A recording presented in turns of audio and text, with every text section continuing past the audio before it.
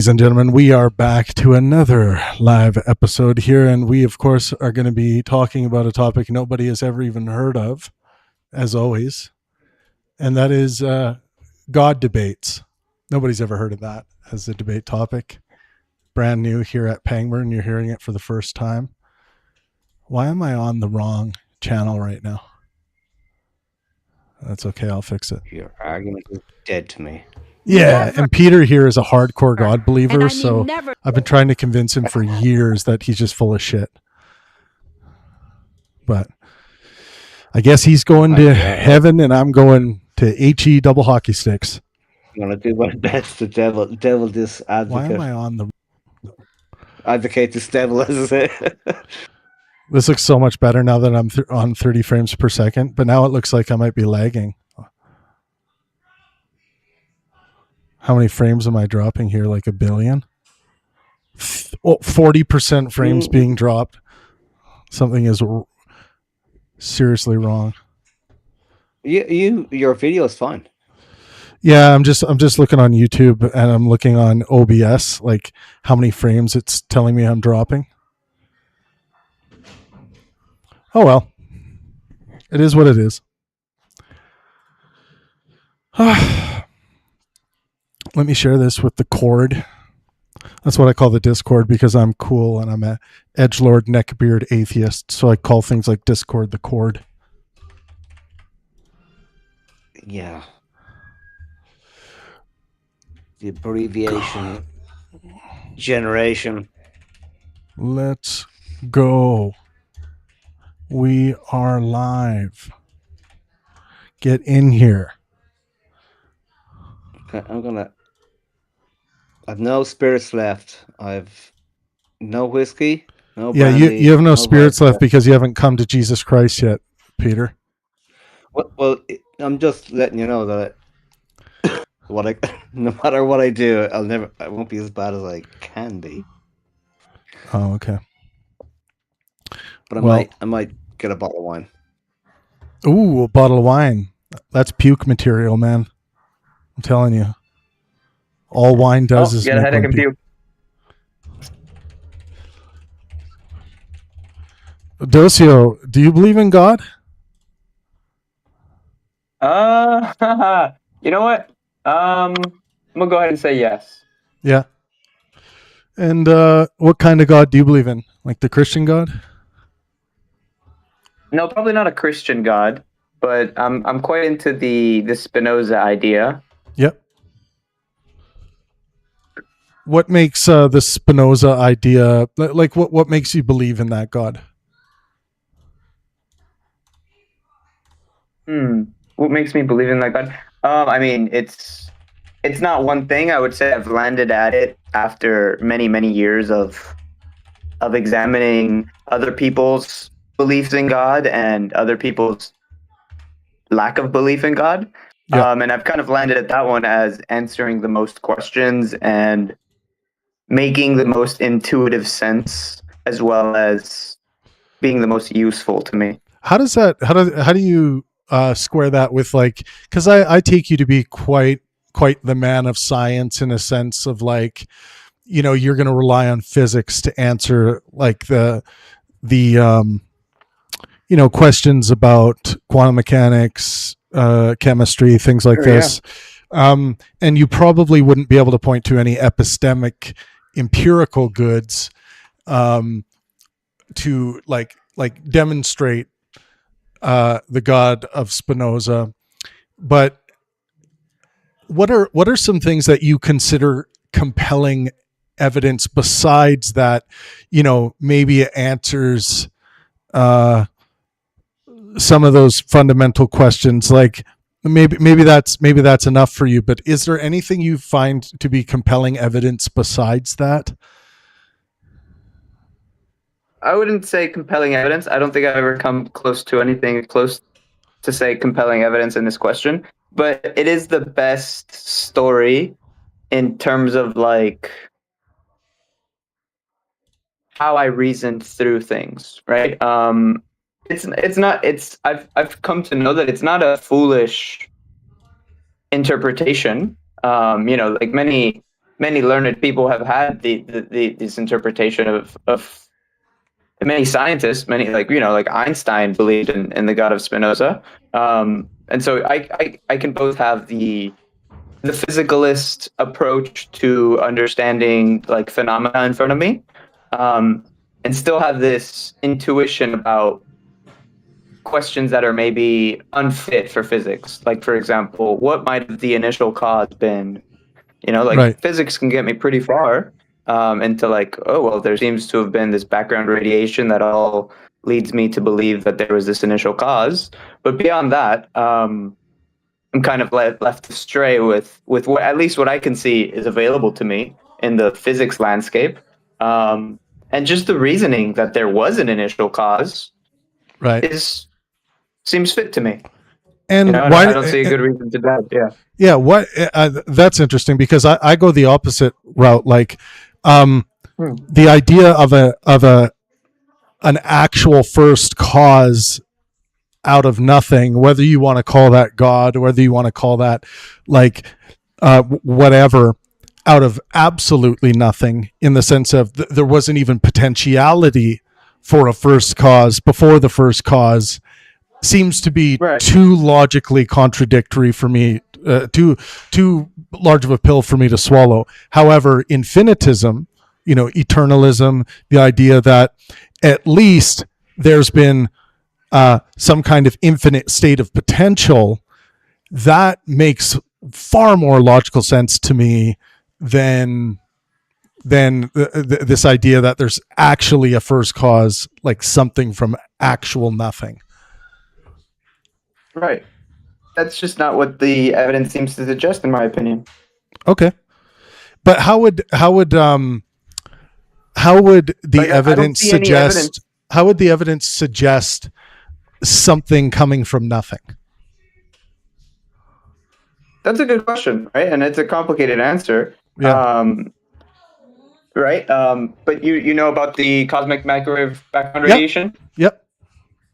Okay. I mean, that's like my first smoking gun, in my opinion, right? That's what physicists have used, cosmologists have used to decipher the first moments of the universe, right? Gluon plasma. Yeah, go ahead.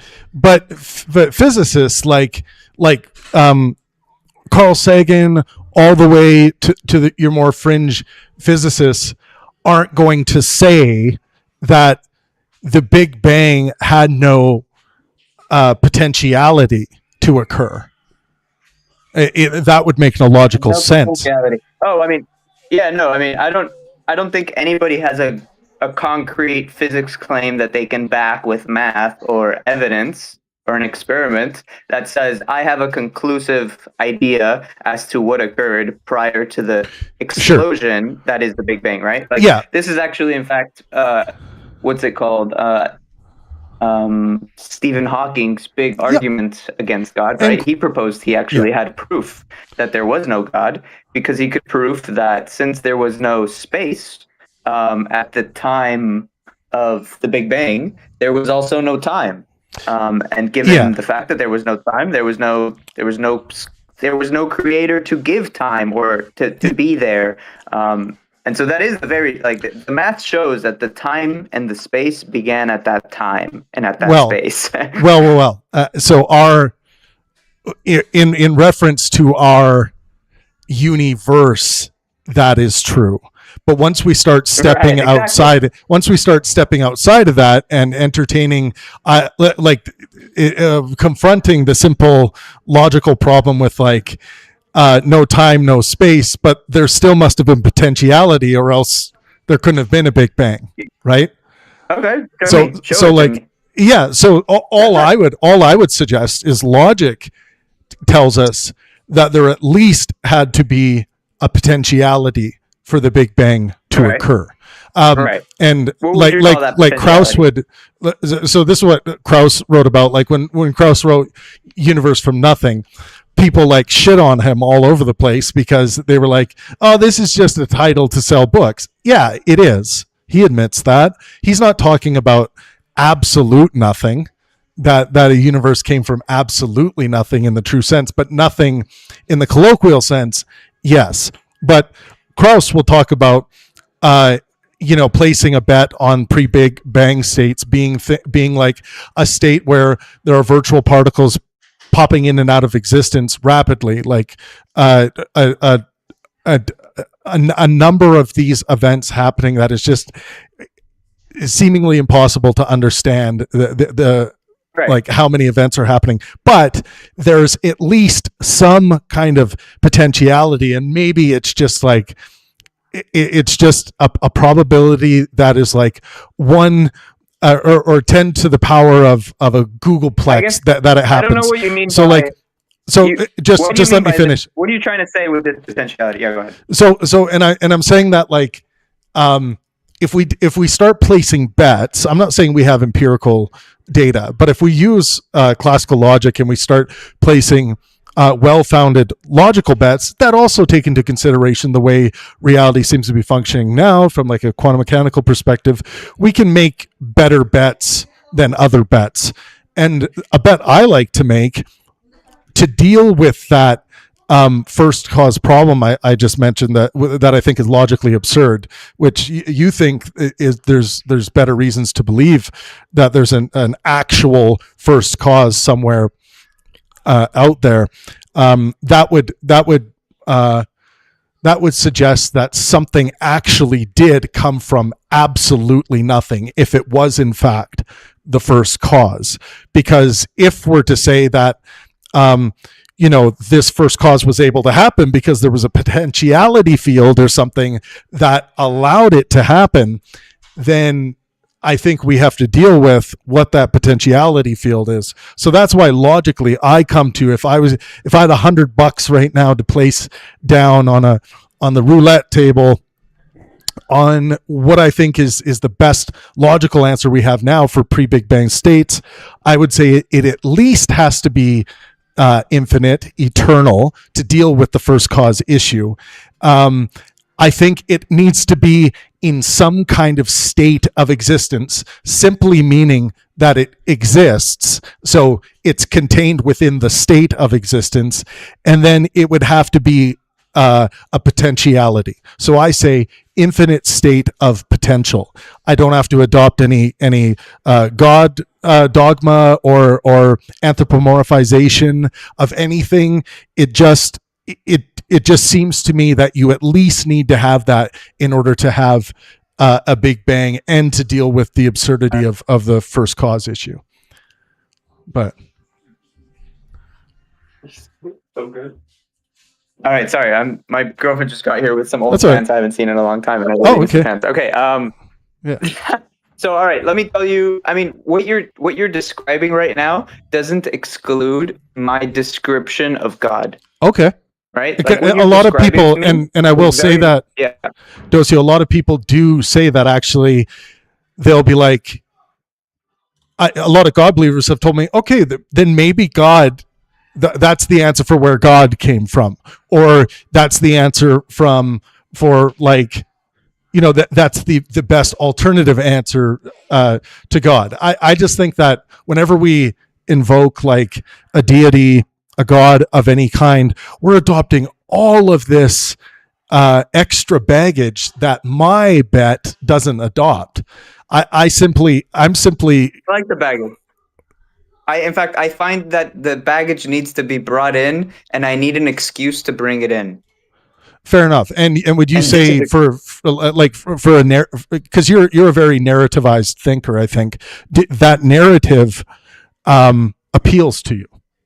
It appeals to your sentiments, your desires. Yeah. It appeals to me. I have no other way of thinking how it is, of reasoning how it is that I'm here, and I can understand that you're like a separate being, that we have this life, that it ends. Like it all, it fits into place. The free will thing, the morality of like good versus evil, it all falls into place quite usefully when I approach it through this lens. Okay. Right? Like otherwise, I'm not really sure why it is that rape and murder is wrong. Right? I can tell you why it is that I don't like rape and murder, but wrong should never be done. Other people should be prevented from doing. That's that's a stretch that I don't have a way to prove unless I can start off by this initial cause approach.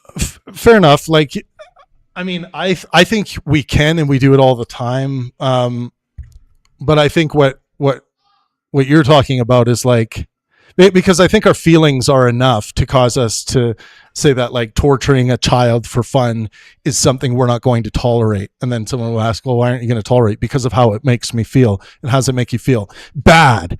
Makes me feel that is wrongful, right? The problem is that it doesn't make the rapist and the murderer feel bad. And so you need something. But that's understandable, isn't it? Something more important.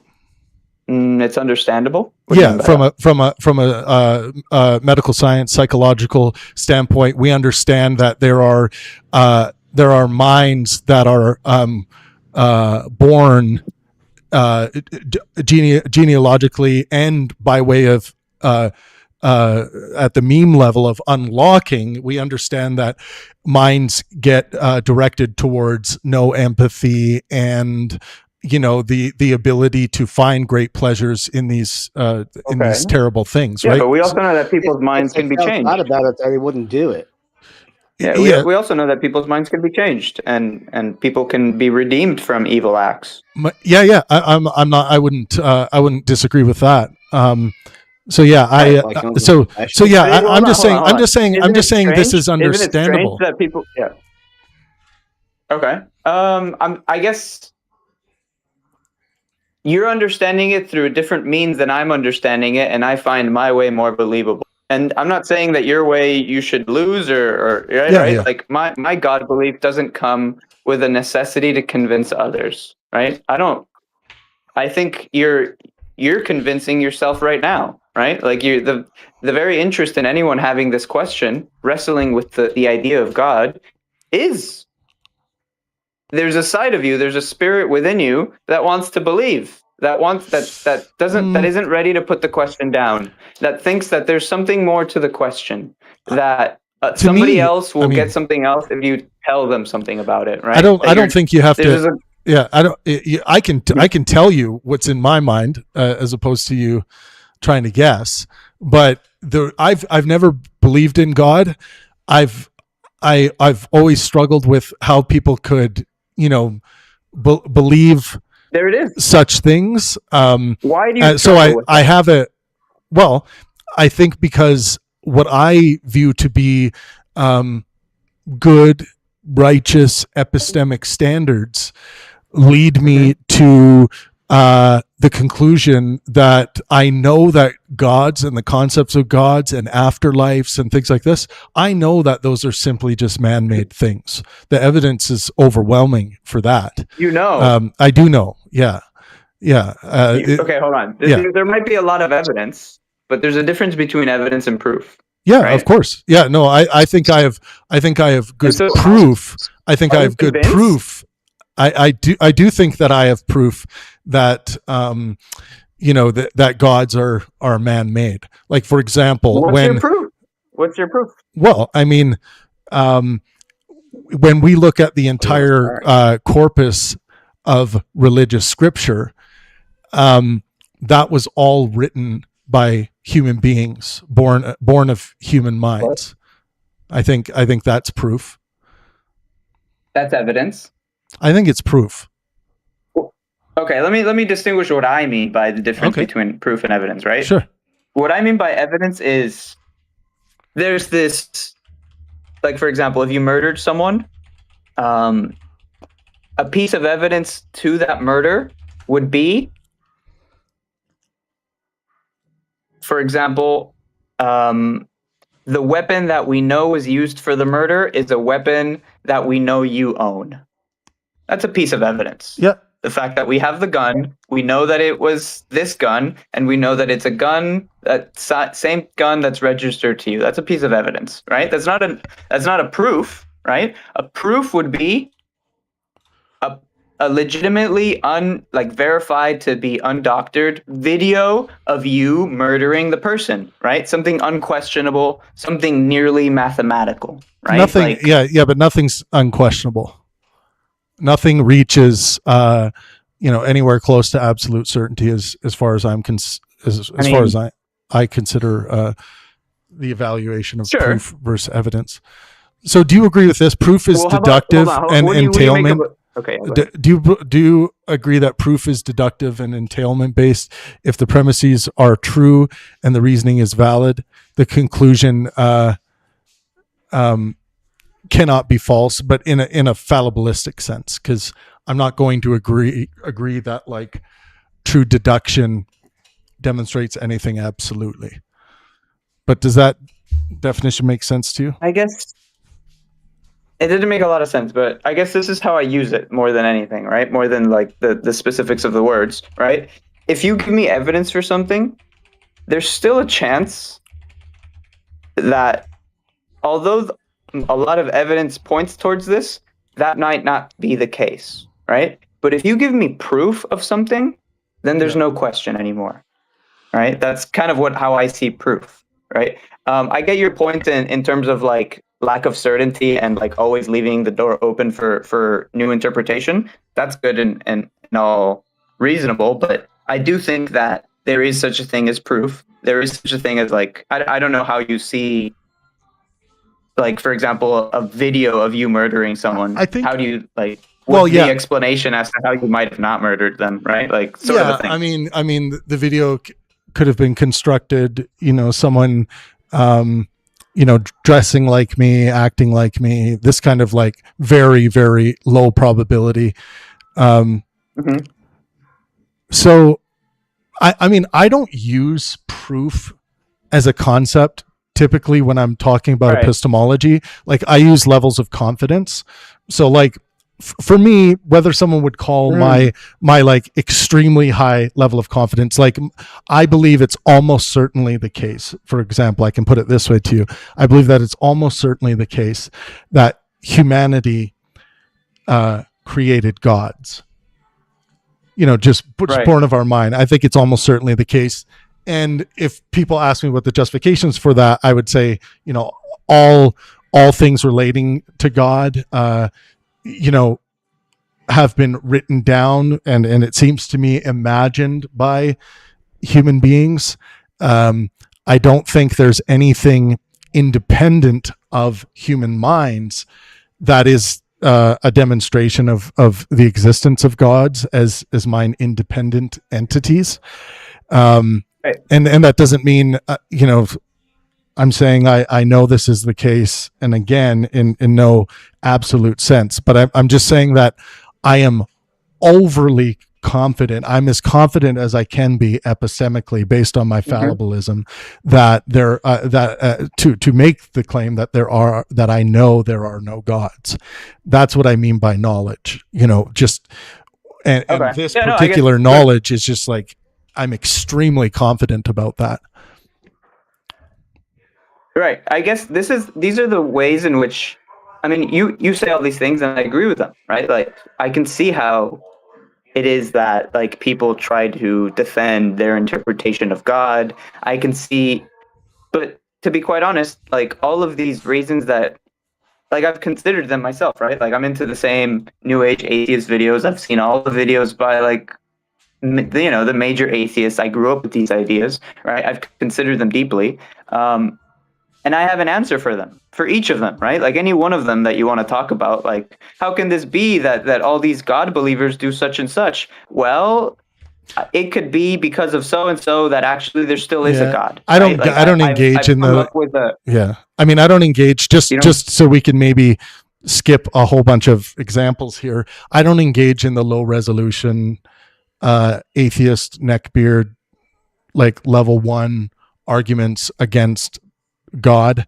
Like I don't engage in very often in the internal critiques of God or God's existence. I stay in the external. So I'm talking about like what I see through like an anthropological lens, what I see like when it comes to Christianity, people claiming human beings that wrote down the Gospels were divinely inspired. I don't have any good reason to believe in their divine inspiration. So other people will point to the text, for example, and say, the evidence is clear in the text. And I'll just be like, no, it's not clear that there's divine inspiration. People don't say the same thing for Shakespeare. I could say the same thing for Shakespeare, but I don't. There is a transcending, awe-inspiring thing about Shakespeare to me.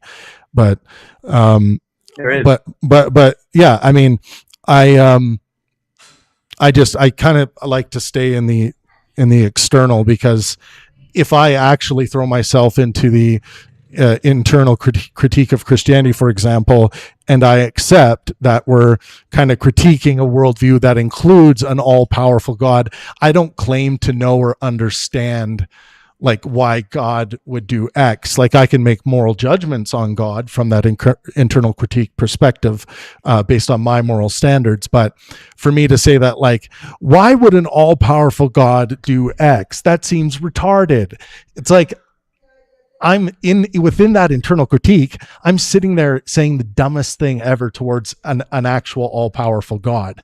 It doesn't, like, God could have a trillion different reasons that I, as a human ape, can't understand for doing whatever. So I just, for that reason, right. I tend to not go into the internal critiques of God. But is Shakespeare God, Travis? Shakespeare is more godly than I think any other human has been, probably. Okay. Just clarifying that. Shakespeare was definitely onto something. We can agree on that, at least. Oh yeah, like the prolific works that were just like show up that are just like genius time and time again. The consistency, the amount of work, just the beauty, the back engineering of what it means to be human. Do I think he was an African woman? Almost certainly not, but it's possible. Somebody wrote a book there recently claiming this. It was just a black. Yeah, I've heard this idea. Yikes. I didn't know about a black woman, but I heard that he's been black. That he was black actually. Yikes. Blackly. Blackly.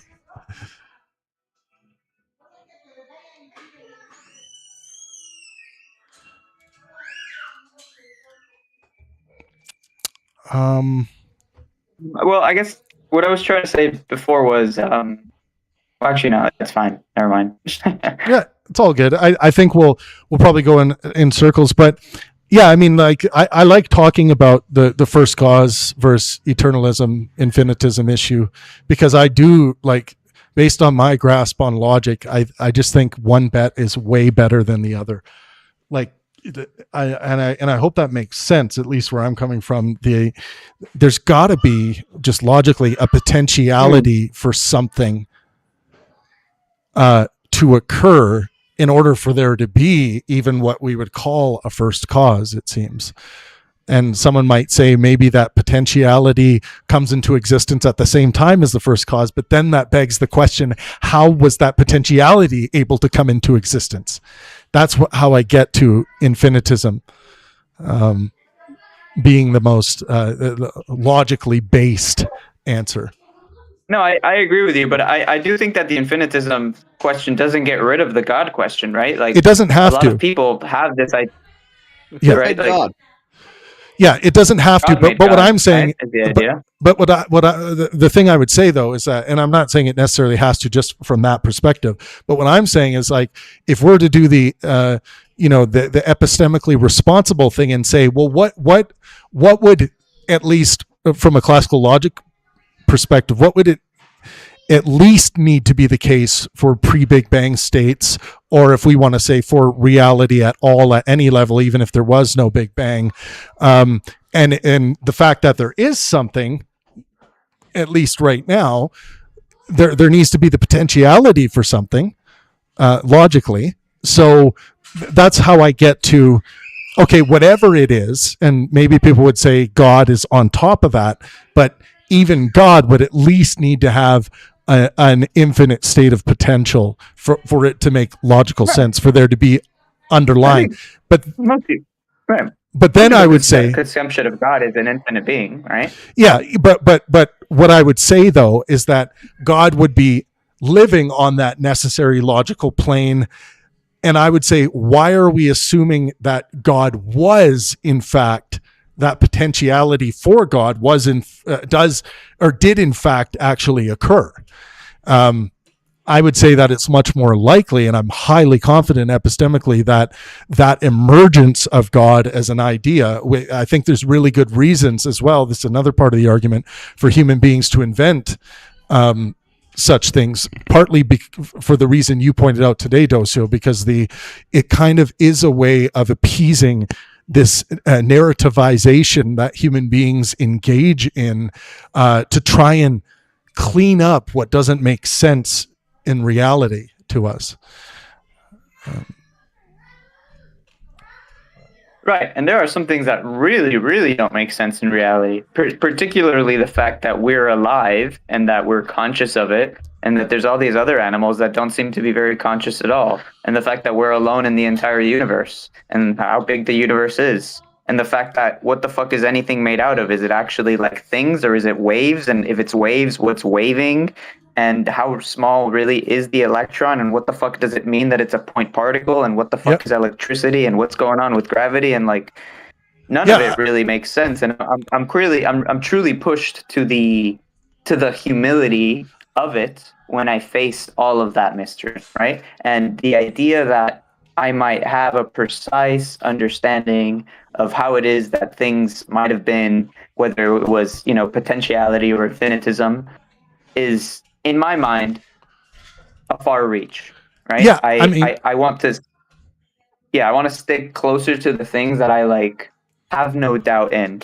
And when we're talking about bets, like whether it was a bet, whether it was like this or a bet like that, I'm already pushed into the idea that, well, I mean, if you were wrong, you would be wrong, and it would have just been like, oh, you're like, okay, well, there was a whole bunch of things at play that we didn't really take into account, and so, I'm not pushed either way in that sense. Yeah, I mean, think that simplifying go ahead, Peter. Is a good idea. Things are complex. The universe is complex. The mechanics of the universe is incredibly complex. Do you think that just making everything small so you can understand it is a good idea, rather than? I mean, there's certain things I do not know. No, I mean, I can have both, right? I can try to approach the world with the understandings that I can grasp, and also understand that my understanding has limits, and that I don't have the entire time of my life to examine every phenomena. But I'll tell you this though, right? To a solid conclusion. Sorry. Yeah, but exactly, that's in fact what I was about to say, right? Like, although I can't examine every phenomena, I get a feeling, I get an intuition about examining many phenomena, and there's this irking feeling I have that it's all quite organized, that it's all quite put together. Intentionally, I don't know, but put together it surely is, and it's oddly put together, right? It doesn't seem random in the way that I casually understand random to be. Yeah, I mean, I think there's still a lot more to discover and keep working on. I don't think we necessarily have to conceptualize reality as random. If we dismiss of gods, if it is in fact the case that reality is sitting on an infinite state of potential, there would placing another bet, there would seemingly be some reason as to why the Big Bang triggered for our particular universe that we're in right now. And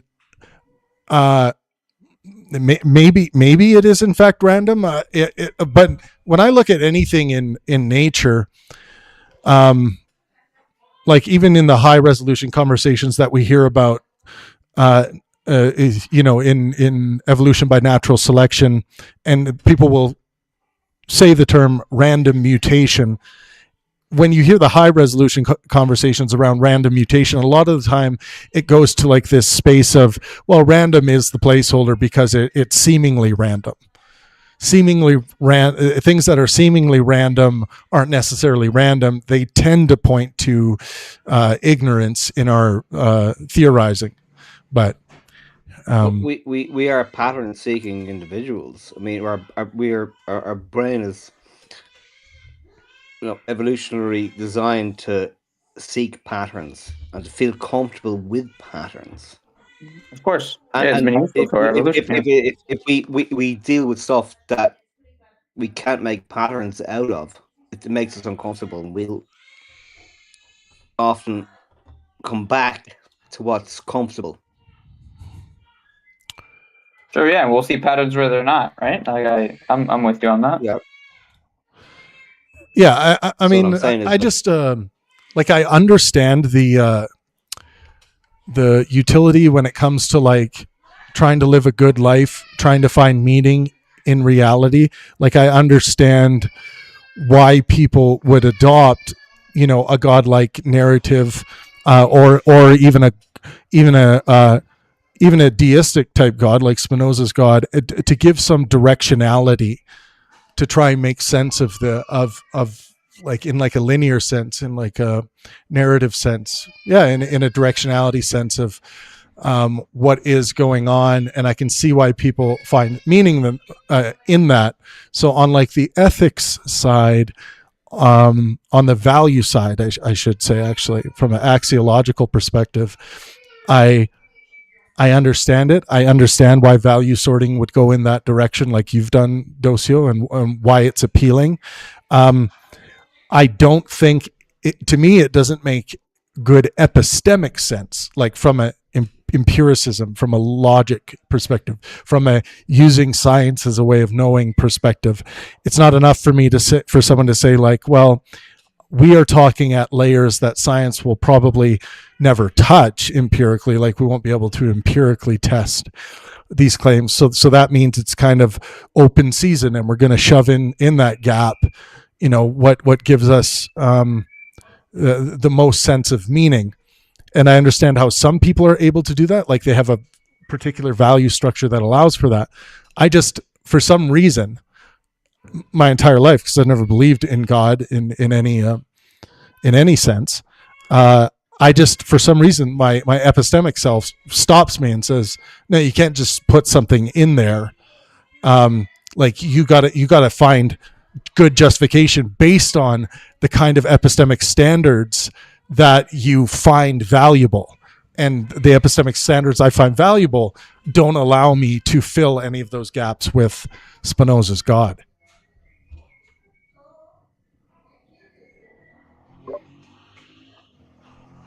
I think our conclusions of an intelligence that had anything to do with building a universe are in its absolute infancy. At the moment, we're kids trying to figure this out. I mean, we're going to be a lot more evidence before our little brains can even begin to start connect the dots with this in this regard. I'm not ruling out the possibility of something, but I think all our efforts have failed miserably. Yeah, I mean, for me, when I say I know that there are no gods, like, independent of human minds, I'm not eliminating the possibility sphere, the modal sphere. I think there's no good reason for me to absolutely rule out anything, and gods, including Spinoza's God, is of course possible. It's possible that it exists, but I just don't find any of the evidences offered to be compelling evidence. Actually, I just make an effort to say this all the time, that there is all kinds of evidence for the existence of God. It's everywhere. Human beings come up with all kinds of evidences for God. That is considered testimony is considered evidence in academic philosophy. But The question is whether those evidences are compelling or not, and I just don't find any of them to be compelling. Like, dark matter is God. Dark lives matter. Sorry. Carry on. Welcome back, Trey. Well, y'all are having a good discussion, I see. Oh yeah, we're having more community God debates here. You asked me a Y'all need a question community. today, Trey. Never end. I'll read it for the record here. Trey asked me, of all different kinds of well-being, which are the most important well-beings in your opinion? Things like health, fitness, finances, relationships, spirituality, meaning, community, political, philosophical. And then I said, physical, mental, and social health are equally important to human flourishing. But you might have been asking a more, let's say, practical practice question about well-being than that, or did that satisfy your question? It did. I was wanting to see because when you talk about well-being, I think there's different modes of it. Like you mentioned, physical, social, mental. Yeah, they're different those layers. Are all individual. Yeah. I noticed. I'm sorry. So yeah, they are I'm the most important well-being. Anyway. I missed it. Say again, please. What were you saying, Peter? I said I'm the most important well-being. You Irish bastard. Sorry, I just had to rephrase it. He's chugging the blood of Christ while we're doing a live stream here. It looks good. Yeah, soak it up, Peter. You need it more than anyone. It's a French wine. They make the best wine. The French don't know anything. Well, period. Not necessarily. I like Spanish wine. Portuguese wine is actually incredible. So my eyesight's so bad, even with the reading glasses on, I can't fucking tell where some. I can break down certain things too into different layers as well. Like for physical health, for example, when it comes to physical health, which is one of the three pillars of well-being, the way I think about well-being, and I would say the way medical science uses well-being as a concept. When it comes to physical health, obviously your blood health, your respiratory health, things like this are of primary concern. You know, are of more concern. Let's say your lung health is of more concern than your the fat content on your body. You would deal with some things. Some things would cause you to be treated like someone who's having an emergency over other things. Like it's not an emergency, for example, that you are obese in the same way that it's an emergency that you are having irregular heart palpitations, for example. So I would, the same way that medical science would rank order these things, I would rank order the things in the same way. Well, my what I noticed about your answer and is that they were all based on an individual. Well, not really, because if you think about social health is about the intersubjective space that includes how your mind is interacting with the intersubjective space. But the intersubjective space is all about like relationship, for example, your social health. So, and my moral quest is to maximize well-being, physical, mental, and social health for yourself and those around you. So well-being as a concept in and of itself is no good. You need some kind of call to action. So my consequentialist call to action is to maximize well-being for yourself and those around you. It's not enough to just like for a person to focus on their own well-being and feel like they're living the good life. Of course, we need to consider the well-being of others, and that's why the moral quest and the usage of well-being that I'm using and making that concretized and clear is very important. Does that clear that up? Thing I noticed. Yeah. Okay. Another thing I noticed was that those three are, maybe I'm reading too much into this, Travis, but I noticed that you don't need materials for that necessarily, for those three things. You just kind of just need to be alive, and you can kind of take care of yourself physically and mentally, and have a good relationships with people. And what do you think about that? I would say that if we're truly looking at maximization of these things, like let's say with regards to your kids, because as the moral quest states, your kids are going to be considered those around you. Is it going to be best for your children's physical, mental, and social health if they go to school in rags compared to the kind of clothing that other children have? I would suggest no. We have good reason to believe, based on the social scientific evidence and child psychology evidence, that children are going to feel let down and lesser than their peers if they don't have something that would be considered at some level equivalent to what other kids have. Like, for example, they have a new pair of shoes. The other kid's got a new pair of shoes. The other kid might have a new pair of Jordans, but your kid has a new pair of Adidas. That's not where there's going to be an impasse. It'll be like if your kid has a pair of shoes that no longer has toes in the shoes, they've all been worn out and their toes are sticking out, and the other kid has a pair of Jordans, how that's going to affect the social health of the child. And it's not just like how that will make them feel internally, but like how other children might treat them as well.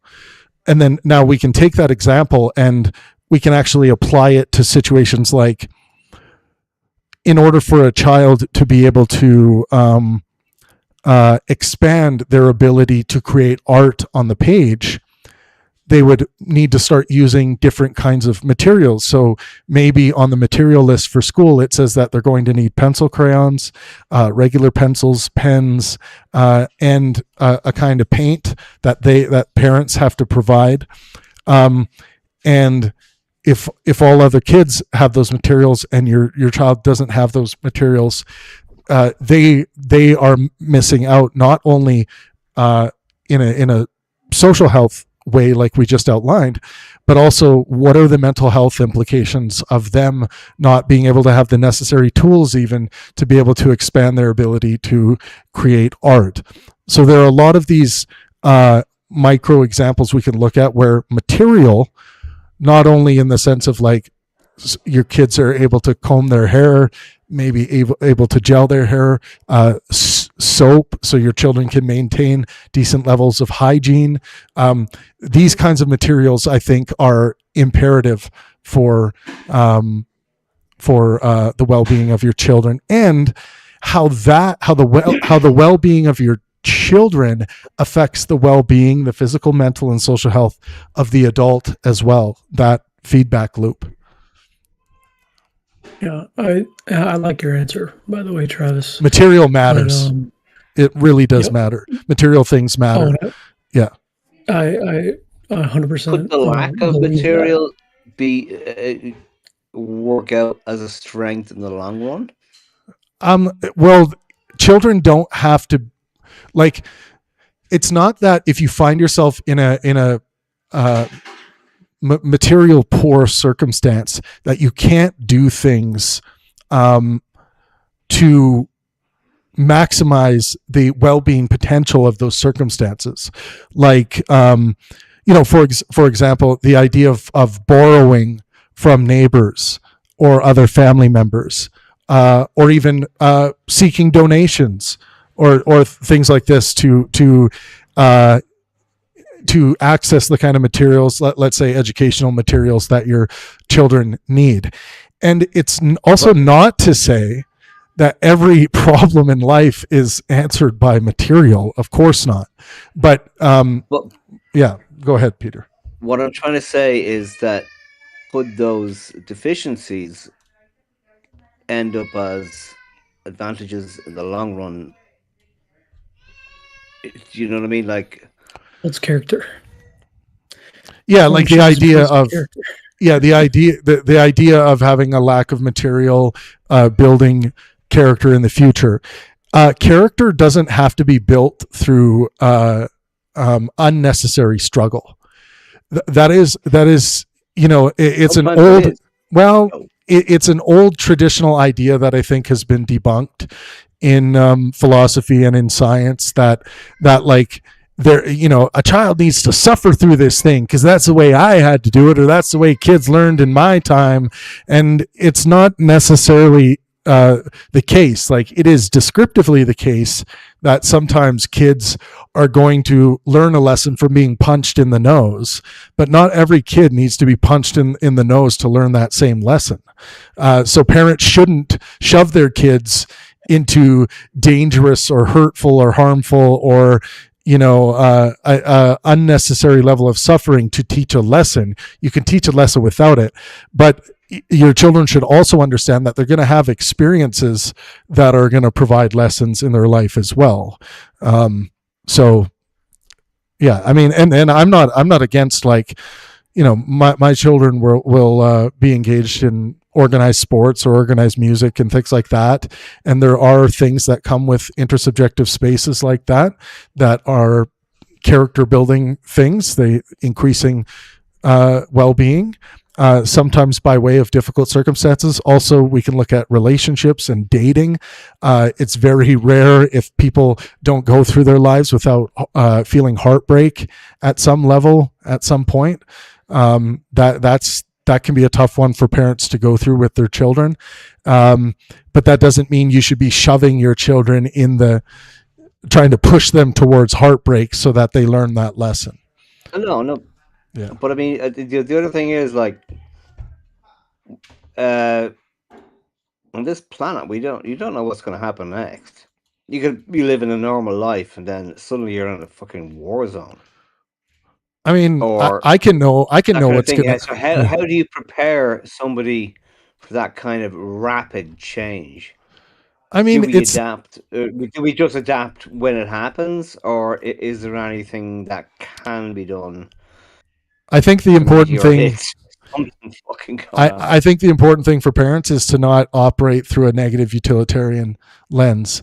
Made primary. It should be, they should be trying to cause flourishing in their children's lives, like demonstrable flourishing. And that isn't to say that the negative utilitarian lensing shouldn't be made secondary, because it's very important for us to also recognize that there is potential suffering out there for our children. And some of those things, it is best for us to knowingly steer them away from those things. So yeah, I do think parents make a big mistake of, like, thinking like, I have to prepare my children for the catastrophes of life. It's like, no, it's like, okay, you can go overboard, absolutely, but yeah, it's I like think there has to be at least something there. Well, I mean, good. I think it'll be a good idea to enable your kid to be able to survive in the wild or something. Well, here's not that I have to be able to do it myself, but I think that's a good skill to fucking have. I mean, yeah, maybe in some contexts, right? Like, how many people know? Like, I can go and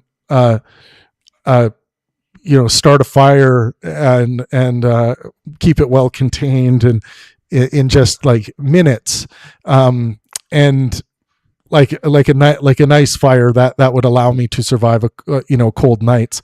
But but yeah, there are ways to teach that way, those things in a fun way, like Brett just pointed out. Like, you can go camping for that, and you can teach some basic things that and it should be fun. It should be lighthearted. It shouldn't be from this lens like, because if you find yourself in a plane crash one day, you'll be ready. It's like that would be ridiculous. It's like there's a friend of mine. He runs Camping Ireland, and I've been threatening to.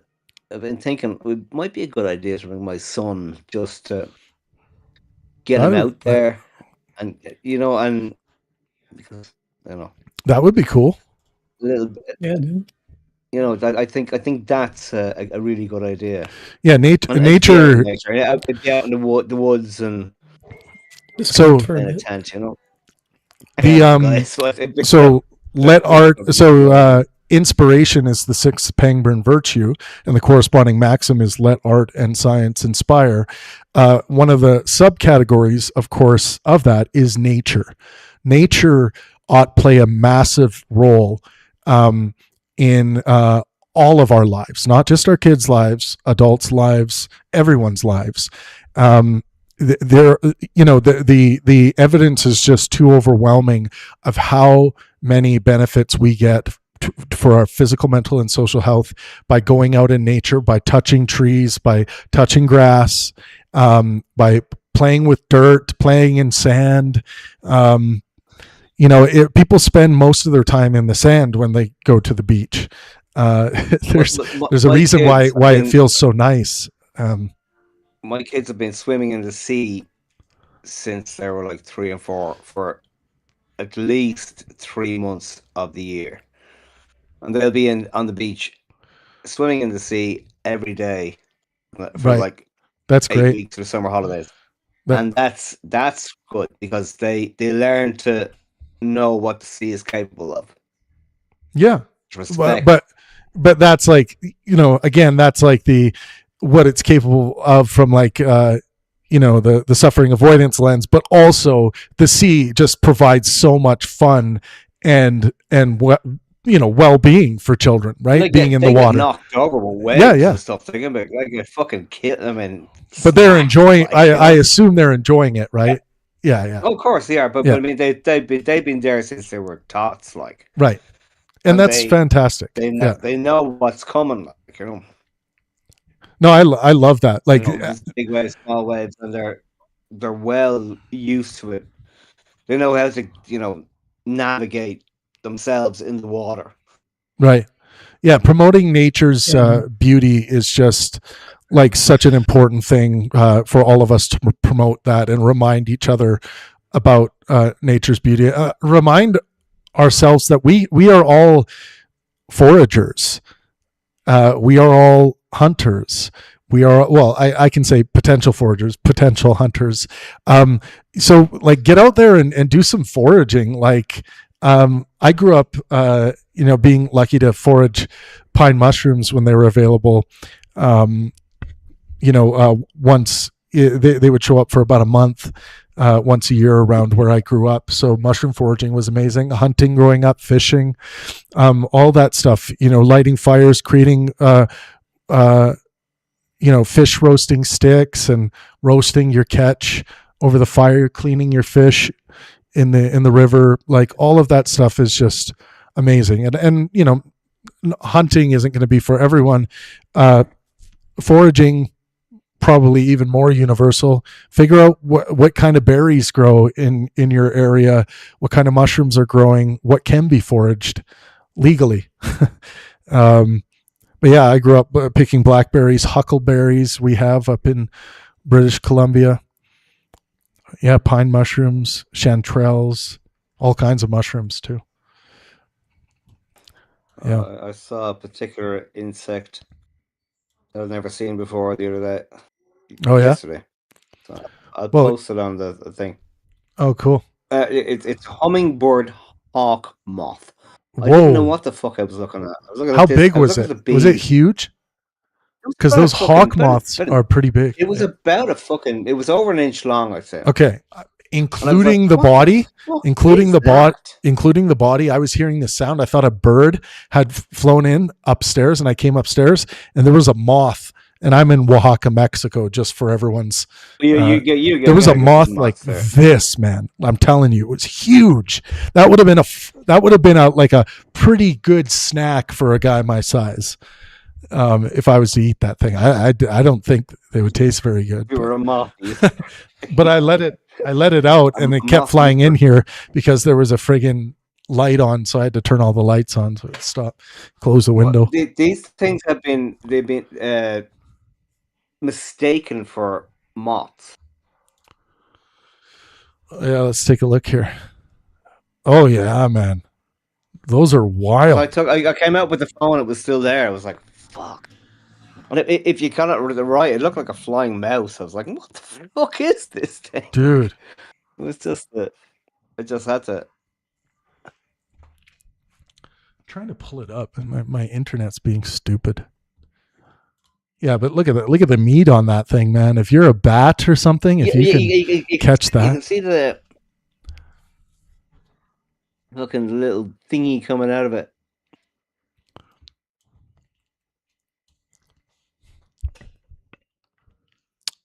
Yeah, it was pretty big.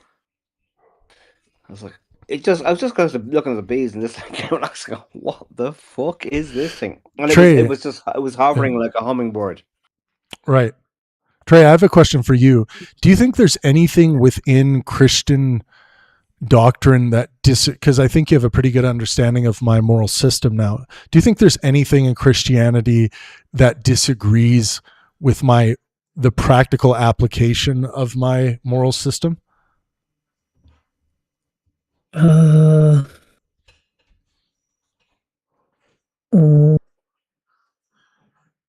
don't, not off the top of my head. I'm going to check my system as well. Because I believe there's levels to this, and your system is just another level. Like, I would say Christianity is the highest level, and then there's other levels that do the same thing. Some things are missing. So maybe, well, I would say your system allows for certain things that are probably that might conflict actually. So like, you value the individual. I guess abortion is probably the easiest one. Because you value the mother's right to choose versus, which you don't believe in choice, but you prefer that the mother have her way over the life. And up until up until the 24-week mark. Yeah. Yeah. Is that the heartbeat? No. The heartbeat is 6 weeks. This is where we suspect they're conscious. Conscious experience might be starting just due to pain neuron functioning, and that there is some kind of discernible behavior at that stage once that particular function begins. So I think that might be it could be in conflict. I think the other thing that could be in conflict is Christianity is not, although there are some progressive sex, SECTS. I don't think Christianity is in favor of stuff like gay marriage and stuff like that. Sorry, light is so bright. That's all right. So that might be in conflict with traditional Christianity. How do you feel about gay marriage? I don't really care. Okay. I think that marriage itself was like a religious tradition It started that way, and slowly but surely, it's been changed a little bit, and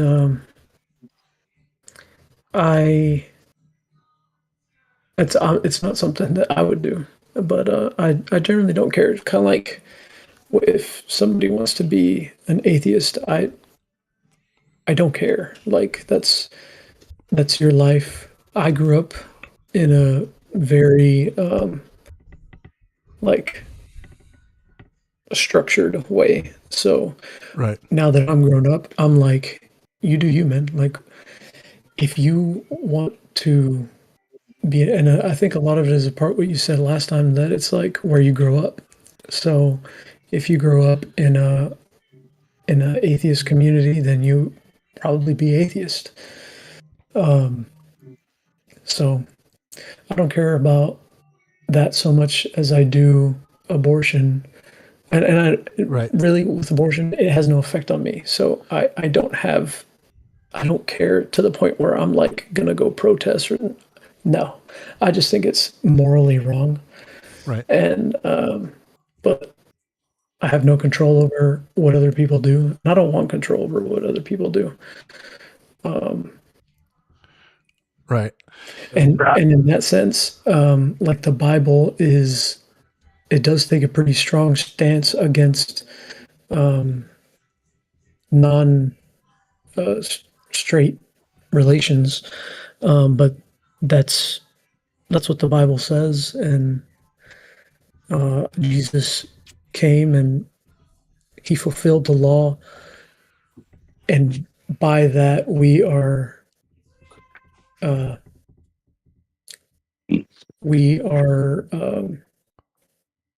I guess if you accept this gift, like we don't have to live under the old law of that kind of stuff. So I have grace under Jesus, and any of my like faults, I'm hoping that I just have the grace. Right. Brett, you were so trying to get in there. Yeah, all good. I was gonna, since we were just, are we, is it like random topics tonight again? Yeah. Is it just okay?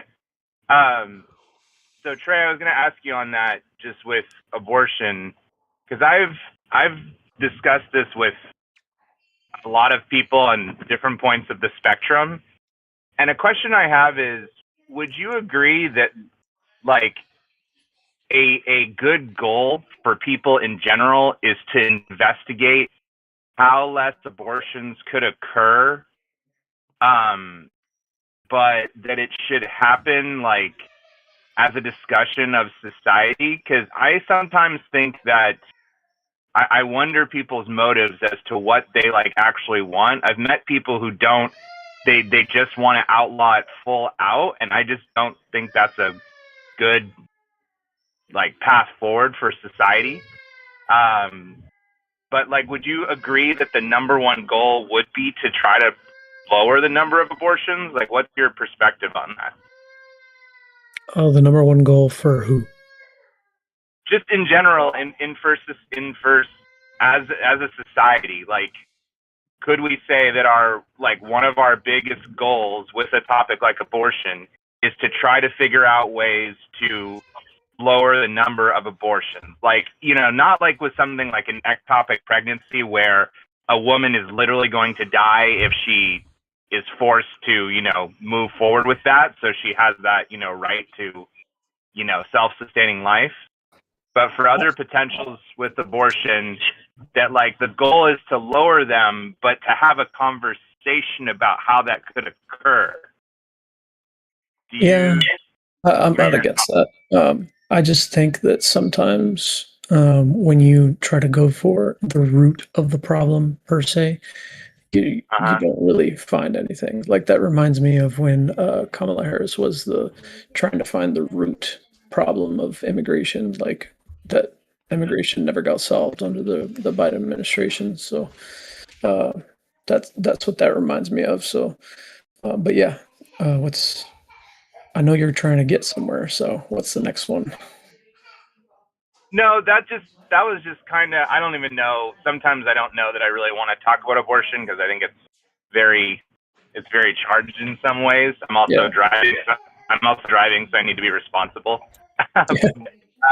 But yeah, it's just kind of like, I sometimes think that the ground on that specific topic could really benefit from just conversations about like why abortions occur, what's happening with relationships in society, what things have changed over time that have made, the issue potentially complex.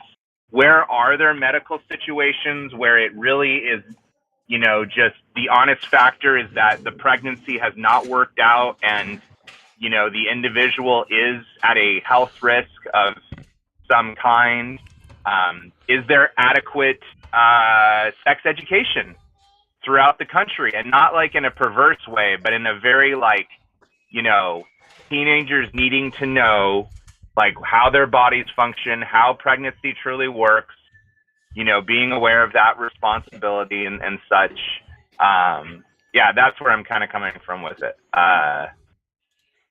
Yeah. I listened to the congressman ask some doctors a question during a congressional hearing, and he asked them, they were all pro-choice or pro-abortion, whatever you want to call it. Mhm. And he said, "What is your favorite kind of abortion?" And Oh, wow. the doctors are like, oh well, this is I'm in. They like answer a different question. Like they say like, well, I'm in favor of medical treatment or whatever. But that's not what he was asking. He says, Yeah. if you're pro-choice, what is your favorite? And you want to talk about a loaded question? That's a loaded question. And of course, none of them answer him. So I think, that is a, I think that's a just question, even though it is loaded. What do you think? When you say like what your favorite type of abortion means, do you mean literally like killing the child in a certain way, or? Yeah, he read, he was like, it's Congressman Brandon Gill. He read like 3 or 4 different types out loud into the record. I can give my, I mean, I can answer that question. It's a fine question to ask. First of all, I will say that, abortion tends to cause a negative detriment in some way for there are risks to abortion, physical, mental, and social health risks to women who need to get an abortion, and there are also well-being impacts on doctors. There's an additional load put on the system. So, and it's not to say that there aren't righteous abortions, which I think there are, but I don't call abortions good. I think that's ridiculous. Abortions to me are righteous bad things because of what's going on with regards to well-being calculus related to physical, mental, and social health. But if you ask me the question, what is my favorite kind of abortion, I would answer it like, okay, if we're saying favorite, I would use righteous terminology here, and I would say the most righteous kind of abortion would be abortions that happen, at the earliest possible stage. Those tend to be a lot easier, much less risk on the carrying mother. So that's the way I would rank order that. I don't know why the doctor didn't say something like that. I just want to point out that I looked up before I looked up just now what country has the lowest abortion rate. It's Switzerland. Switzerland allows for abortion in the first trimester, just something similar to exactly what we had under Roe v. Wade. And they actually have the lowest abortion rate in the world. Even that's counting even places where abortions are illegal. So making abortion illegal does not terminate. It does not stop abortions. It stops safe abortions, is what it does. There's a reason why that the conservative court in 1973 ruled to allow abortions in the first trimester because of the high death rate of women that was occurring at that time, and will end up we'll see it all over again. Because like getting to the root of a problem, Trey, is essential if you ever want to actually solve the problem. Like you cannot assume that just stopping abortions or making abortions illegal is going to stop them. And it's going to kill women. It's going to kill infants. Our infant mortality rates and our women mortality rates have increased in every state where abortion has been made illegal. We've watched women die of sepsis and things, even when there was actually, there's been several of them that died that they didn't even actually have a viable fetus in them. But they would not do the DNC because of the way the law was written in that state, where it was written by people who had no idea anything about the medical necessity of certain options. Switzerland has the lowest abortion rate because they offer universal, comprehensive sex education at a very young age to people. So they teach people from right off the bat what causes pregnancy and how to prevent it. And they offer free and easy access to any kind of birth control or anything, condoms or whatever. And they empower women to do more than just look for it to get pregnant by somebody as a teen and find a man to take care of them. And those are the solutions for ending abortion. They also have a very high standard of living. Yeah. I'm not the highest in the world. Yeah, but I mean when we deal directly with preventing abortions, like lowering abortion, I'm all for lowering abortions. I'm not thrilled that when fetuses are aborted. But I do think that the argument that no person has the right to live off of somebody else's body should hold. You cannot be forced to donate blood. You cannot be forced to donate organs, even to one of your children. And to force a woman to remain pregnant and allow a fetus to live off of her body against her consent is granting that fetus special rights that it will not even have once it's born. Because once it's born, if it needs one of her organs or her blood, she can legally just let it die, and she does not have to do that, save the fetus. So it is granting a fetus special rights that no other person has. And I don't think that that's justified.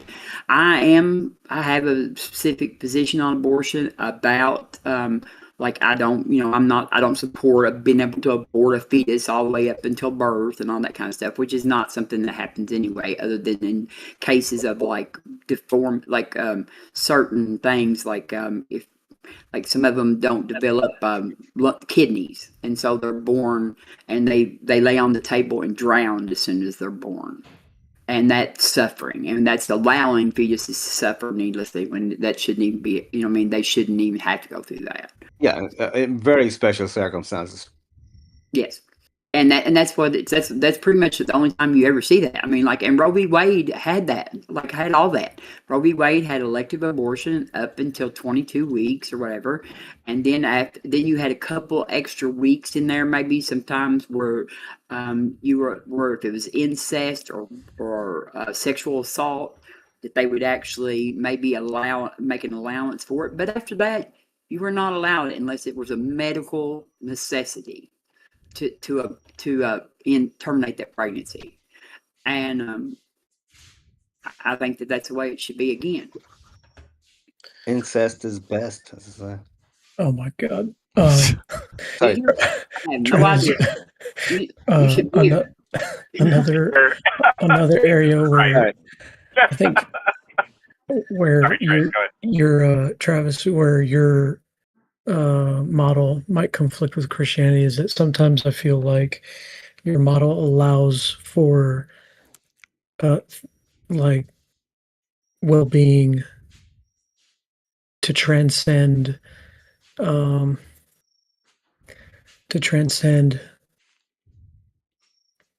like, let's say maybe one's duty. Like if I guess in our talks here recently we've said you brought up that what was it? Okay, what is a woman? Yeah. You brought up that scientifically I forget exactly, but men can get pregnant, I think. You brought that up, and that's scientifically true. Yeah, so based on Right. the most contemporary academically accurate usage of what a man or what a woman is, a man could get pregnant based on the most academic usage of that gender terminology. Obviously, based on traditional usages where male and man are used to mean are used interchangeably, and woman and female are used interchangeably, or like woman is to mean biological female.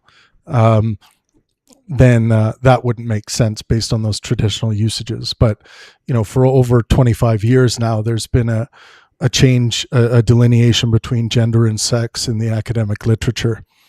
And Robin said it as well. Trans men can get pregnant, and trans men are considered a type of men or man. So that means a man can get pregnant based on the most common, the most academically accurate usage of that gender term. So I think that's another area where Christian would not, in general, would probably not agree, in that you might have conflict there. But doesn't what would be the conflict there? Because I think Christians are able to remain academically fluent, right? Like there are some Christians who can't, by way of, let's say, evolution by natural selection or the age of the earth, things like that. But many Christians try to keep up to date and academically correct. And most, I would say Christians who want to do well on their psychology testing or their social science testing or their biological testing, when questions of differences between sex and gender come up, maybe some Christians will stick their flag in the ground and say, I'm going to get this wrong on purpose. But when it asks questions about the difference between man or male, and they just answer based on the traditional usage, they're going to lose points on their test.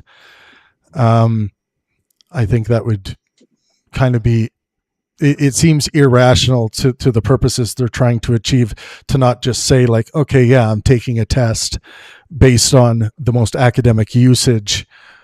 Like, why can't, when we have competing terminology, which we have all the time in the English language, we tend to outline, well, I mean it in this sense, I don't mean it in that sense.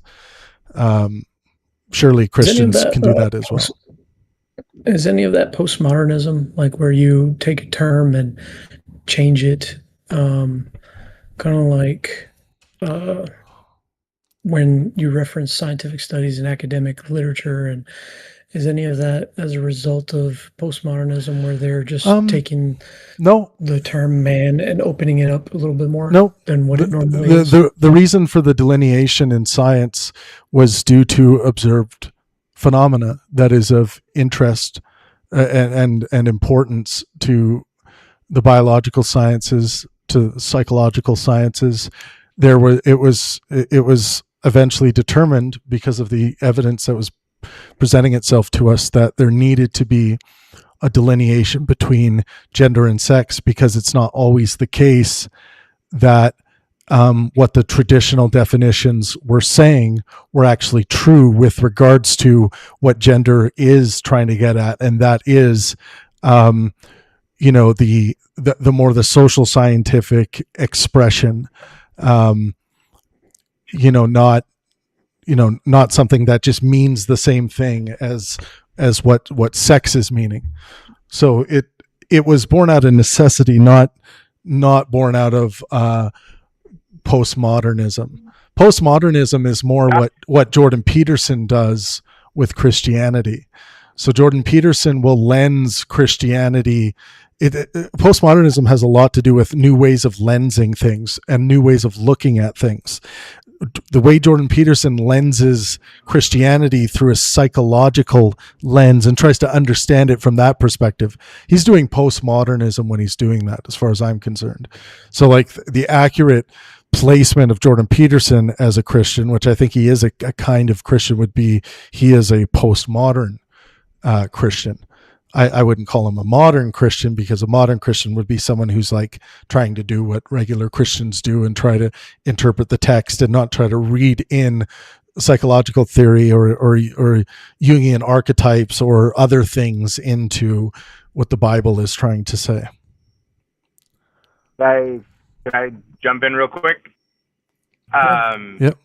So the concept of two-spirit in Native American communities in North America, I don't know how many different groups you could go look up that would talk about that history of understanding a human being who,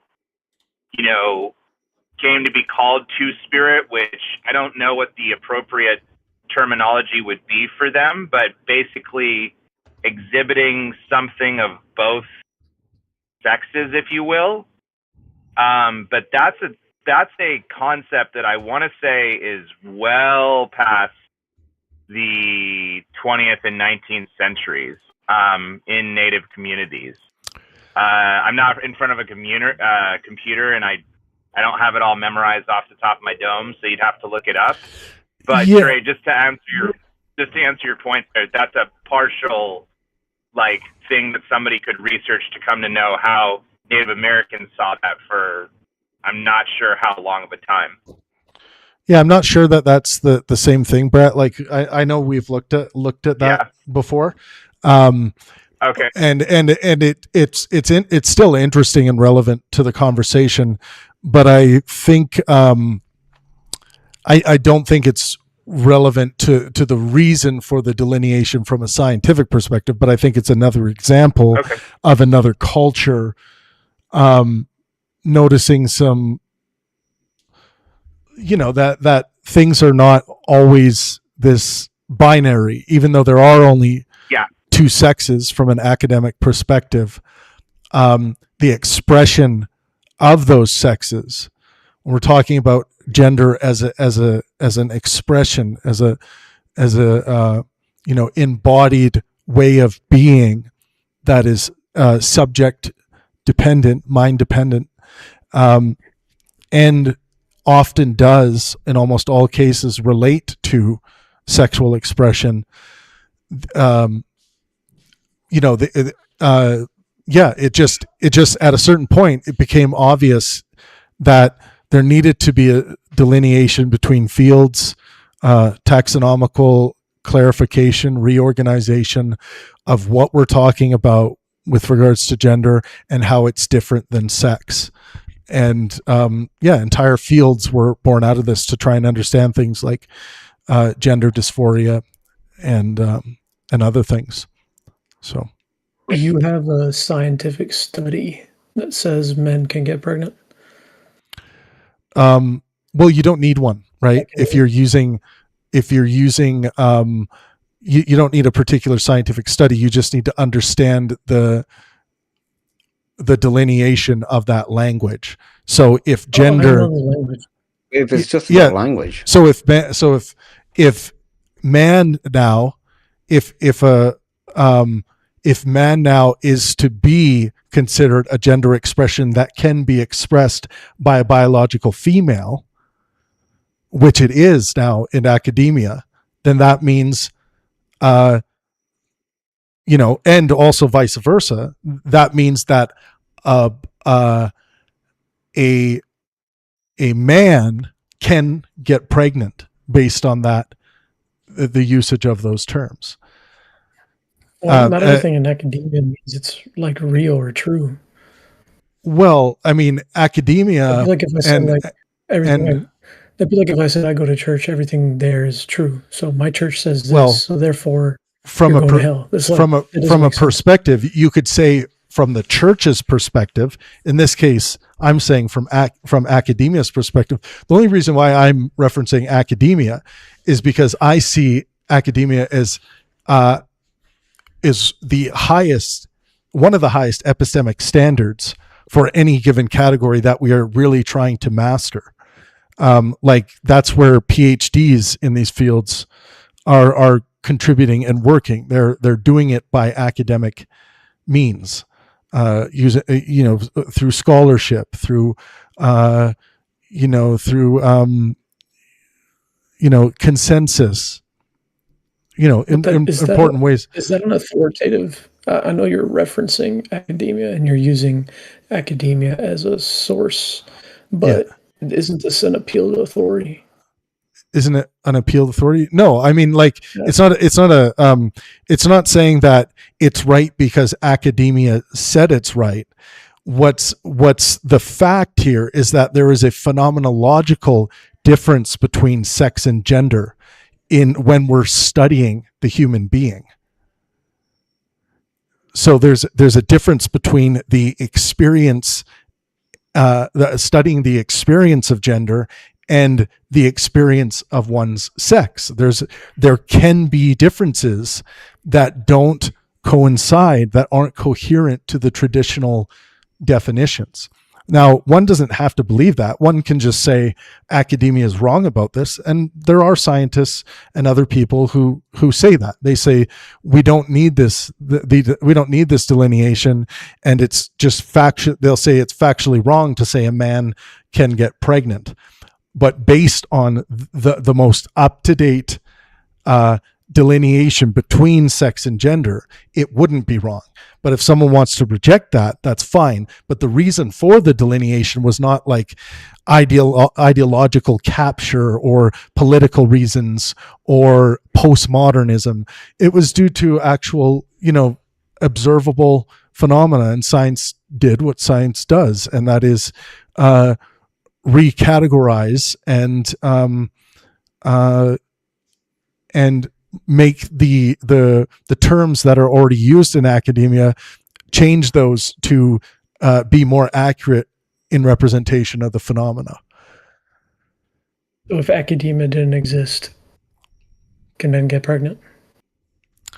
It doesn't have to do with academia existing. I think it's better to say if we were using traditional definition, under traditional definitions, no, men cannot get pregnant. Yeah, if that's what you're asking. Okay. Yeah, men can't get pregnant under tradition. Males can't get pregnant. When yet, I will say yet, because just wait till you see the technology around the corner. They might put a womb in somebody. Sure. You never know. So I think those are two of the more obvious examples where your framework may conflict. And how would that conflict with Christianity? Well, maybe via the Bible. Like the Bible says certain things about men and women, and that could be one area. where you can conflict. And there's probably other areas that probably have to deal with where you hold what people believe in their mind, which is this is interesting because you also say that God exists in the mind. So Yeah. what people hold in their mind to what is actual, what's external. in reality. Yeah, the difference between Yeah. facts and values. Yeah. Facts would be like, water boils at, whatever it is, 100 degrees. Or 100 degrees Celsius, I guess it would be. So yeah, that's the delineation between facts and values is what Sam Harris and Jordan Peterson spent four nights talking about on the Pangburn stage. So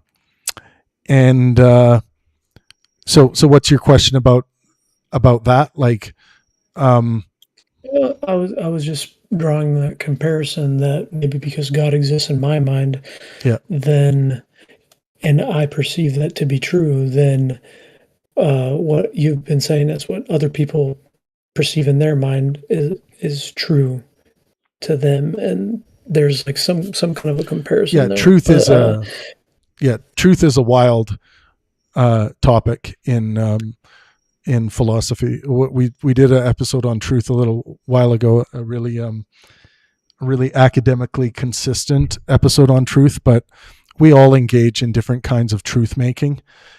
We all want to feel like, we're all correspondence theorists in that, like, truth is that which corresponds to reality, but we all don't operate that way practically. It's good to make that as a primary goal, but a lot of us are just moving through our day-to-day using what's coherent for truth making.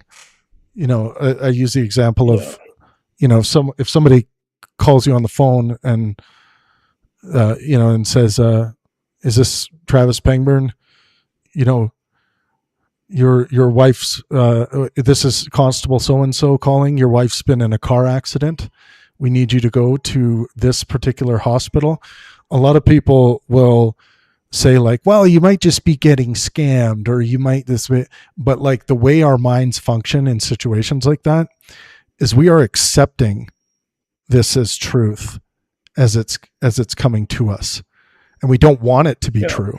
We don't want it to be true, but it could just be some telemarketer fucking with you or whatever, some scam, right? It's like, we need $20 from you or your wife won't be able to make it to the hospital, like some stupid thing like that. Once you hear that part, then your mind's going to be like, oh, okay, this is some kind of bullshit.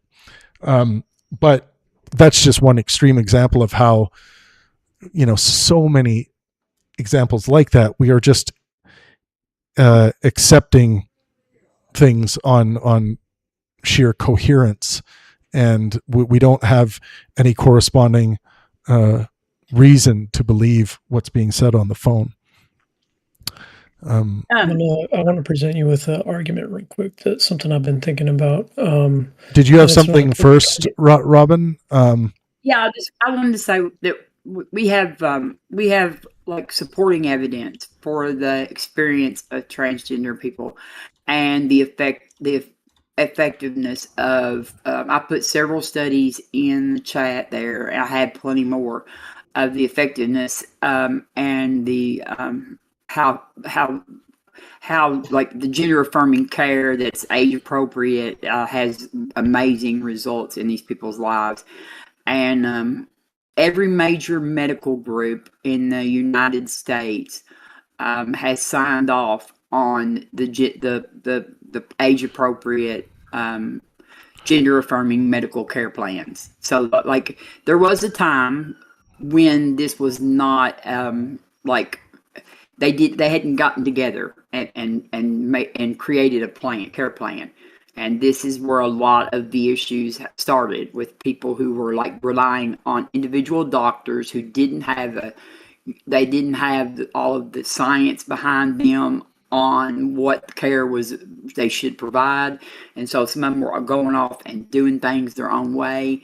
And all of our medical like the American Heart Association, the American Medical Association, the American Association of Pediatrics, the Endocrine Society, all of these got together and created a uniform plan that was age appropriate and spells out what the care requires. It requires years of also therapy along before you ever even get to the point to where they do anything hormonal, and surgeries are not performed on children other than sometimes some top surgeries are allowed on like 16 and 17-year-olds or something like that, which we do those on cis boys. If they develop like man breasts, we actually allow that same surgery for cis boys. And some of these puberty blockers and stuff we use on cis children. Like if there is a young girl who is going to like start her period at like age 5, which is something that happens, we give her puberty blockers. So none of these medications have been developed just for use in trans children. They have all been used with cis children for the various things like this all along, and we have just found a good way to put them in use for the transgender people to actually increase their chances of living a life that it makes them happy, and to reduce the rates of suicidality and the rates of body dysphoria. So I can get you any more studies you need, though, Trey. I can find you lots of them. I have all of them. Yeah. Well, I was looking one that men can get pregnant. I mean, Trey, you're ignoring the fact that we said trans men can get pregnant, because trans men are biologically or born. They were assigned at birth female, so they have a uterus and ovaries, and they have transitioned to a man, but that doesn't mean that they've changed their actual biological sex. It's just their gender. So they are not biologically male. They are just trans men. And do you have a study for that? Or I mean, I'm generally curious. But I'm understand why you're thinking that you don't need to study. Why you need to study? It's just like if you, by definition. I mean, I don't understand that if you. Yes, that's fine. That's fine. People who are assigned female at birth can get pregnant. Okay. If you find one, you can send it to me. But anyway, I wanted to present this argument real quick and then see what you think about it. I used a little bit of help from AI. Yeah. But basically, it goes like this. Thanks for the information, though, Robin. Yeah, Robin. I was looking through one of them, but I'll have to. Yeah. That's a lot of reading, Robin. So here it is. Long-standing traditions that have repeatedly contributed to the survival and flourishing of communities deserve an initial presumption of rational credibility. Their historical endurance does not establish their truth, but it is evidence that they have passed extensive practical testing across generations. Rejecting such traditions, therefore, requires positive reasons rather than mere novelty or skepticism. Sorry. So the prompts that I entered, and we talked about it a little bit about it last night, I think. Basically, Christianity has survived for about a couple thousand years, and it has done a bunch of traditions and influential processes, right? And from an evolutionary perspective, like people need community and stuff like that. So Yeah. this is going to be an external force on acting on people to where they should be Christian, or like they should at least act like they're Christian because of the community around them.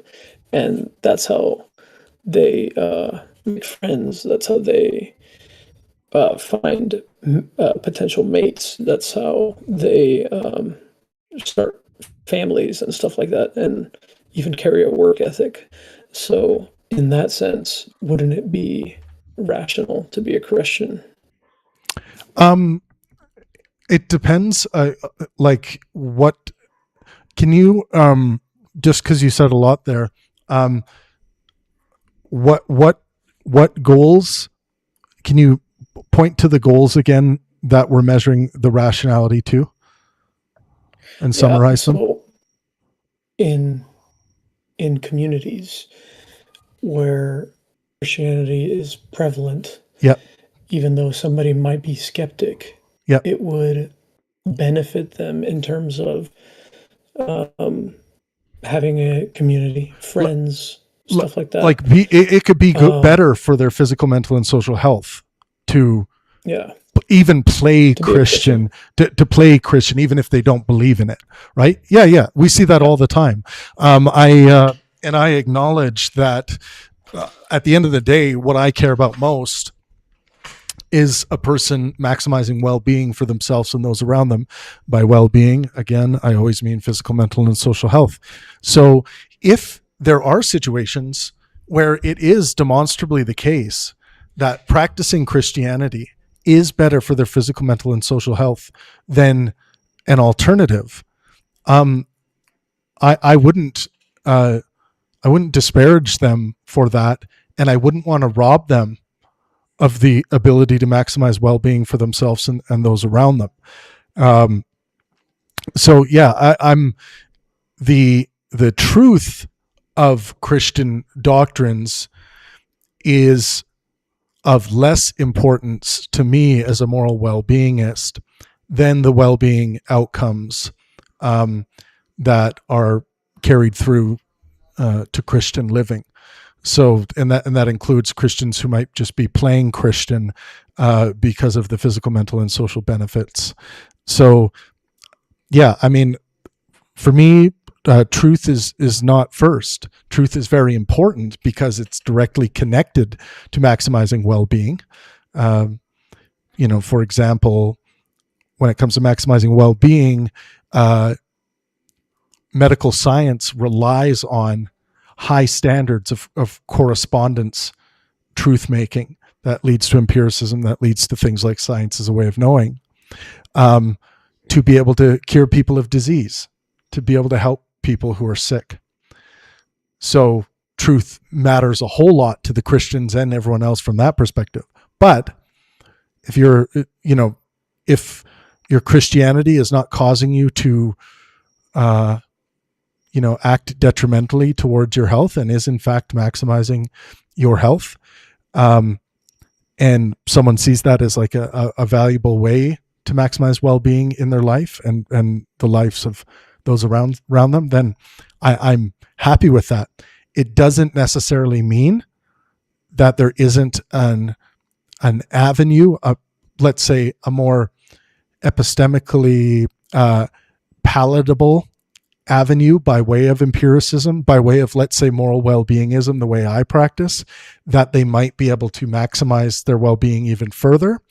But I'm not naive enough to believe that everyone has the same mind I have, and that what is satisfying to me can be satisfying enough to another person's physical, mental, and social health. So, yeah, I think that's a great answer, because it's with you having well-being at the top of your list, it's like if being a Christian is gonna lead you to that, then right on, right? And I think a lot of that's a good mindset to have in general. That's why I kind of like, if you want to have homosexual marriage or stuff like that, like none of my business. Right. If that's what makes you happy, go ahead. Now, there are Christians out there who would make it their business. Do you think they are doing a wrongful thing or a bad thing in doing that? But what do you mean? Like if they have a view on it, or if they're trying to stop it? Well, let's say if they're doing what the Westboro Baptist Church is doing, by way of, God hates fags at the gay person's funeral and stuff like that. Like, did they really say that, Travis? Or yeah. are you just No, they hold up signs. Have you not seen the Westboro Baptist Church and how they picket funerals? God loves dead soldiers. And also God loves dead soldiers. I got to send you the Westboro Baptist Church.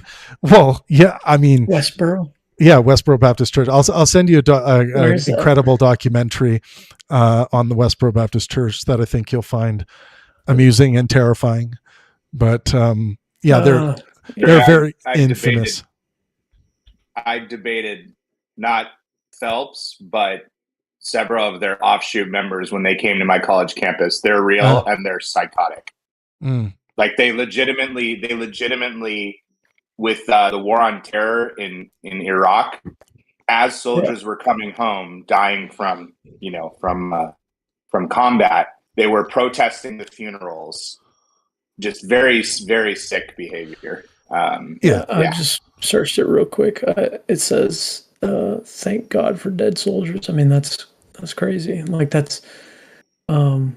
I guess in their justification, it'll be interesting to get your point of view, Trey. I'd be interested to hear it, because their justification is they are the true Bible literalists who are doing literally what God calls them to do, right? Like they're simply saying that they are rejoicing in God's punishments or God's judgments.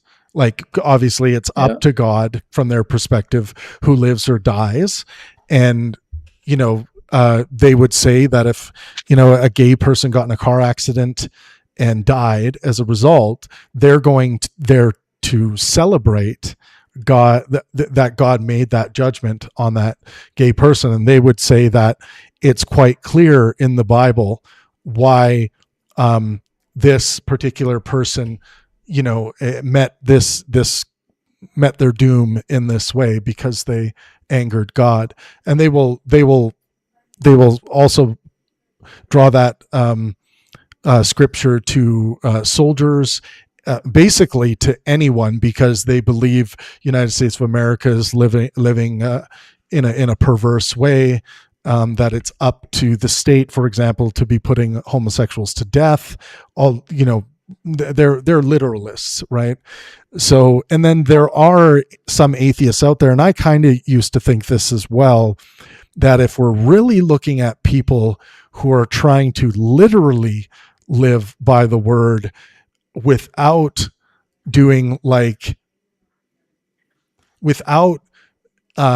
interpreting, let's say, Leviticus, Deuteronomy, some of the old laws, and they're just taking it literal as written, and they believe that Jesus did not come to abolish the laws. He came to fulfill them, and they interpret that as meaning that these laws are still to be lived by.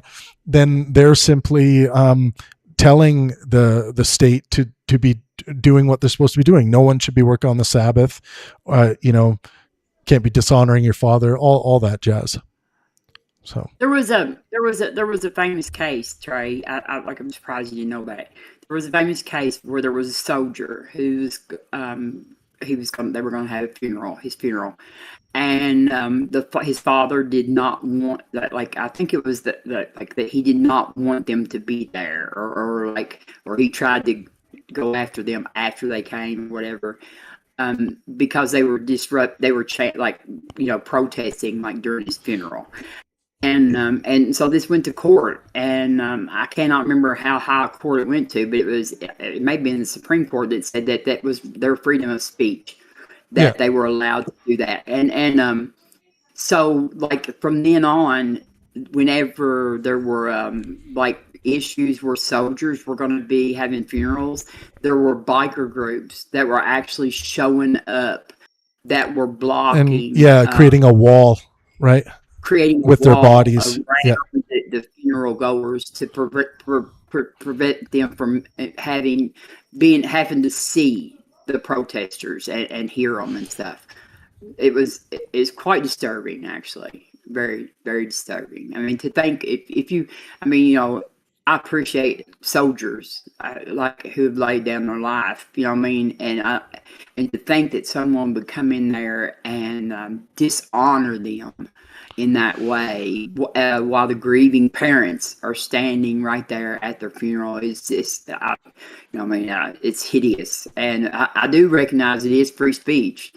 But I think that it was really cool that a lot of like biker groups and stuff like that found a way to offset some of that. So, what's up, Don? I think Welcome. Gang. Yeah. I don't think you'll be surprised by my take on it. I think that's messed up, and I see that they're Calvinist.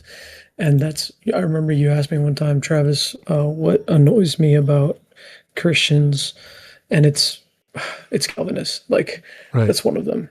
They believe that basically they're the elect. They're the Like, elect. they're Yeah. the chosen. Yeah, they call themselves elect, and it's so pretentious and so annoying. I used to have It's some funny to listen to them. interesting, yeah.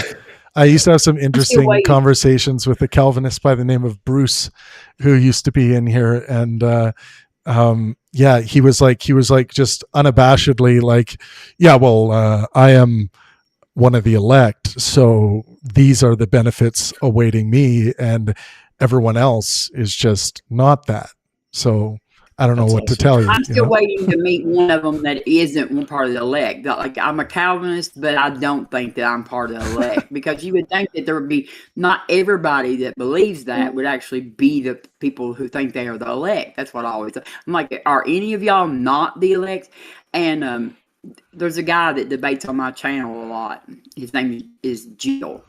Jesus is Lord, and he's a Calvinist. And he actually told me that that liberals cannot be part of the elect anyway, so I don't have to worry about it. Nice.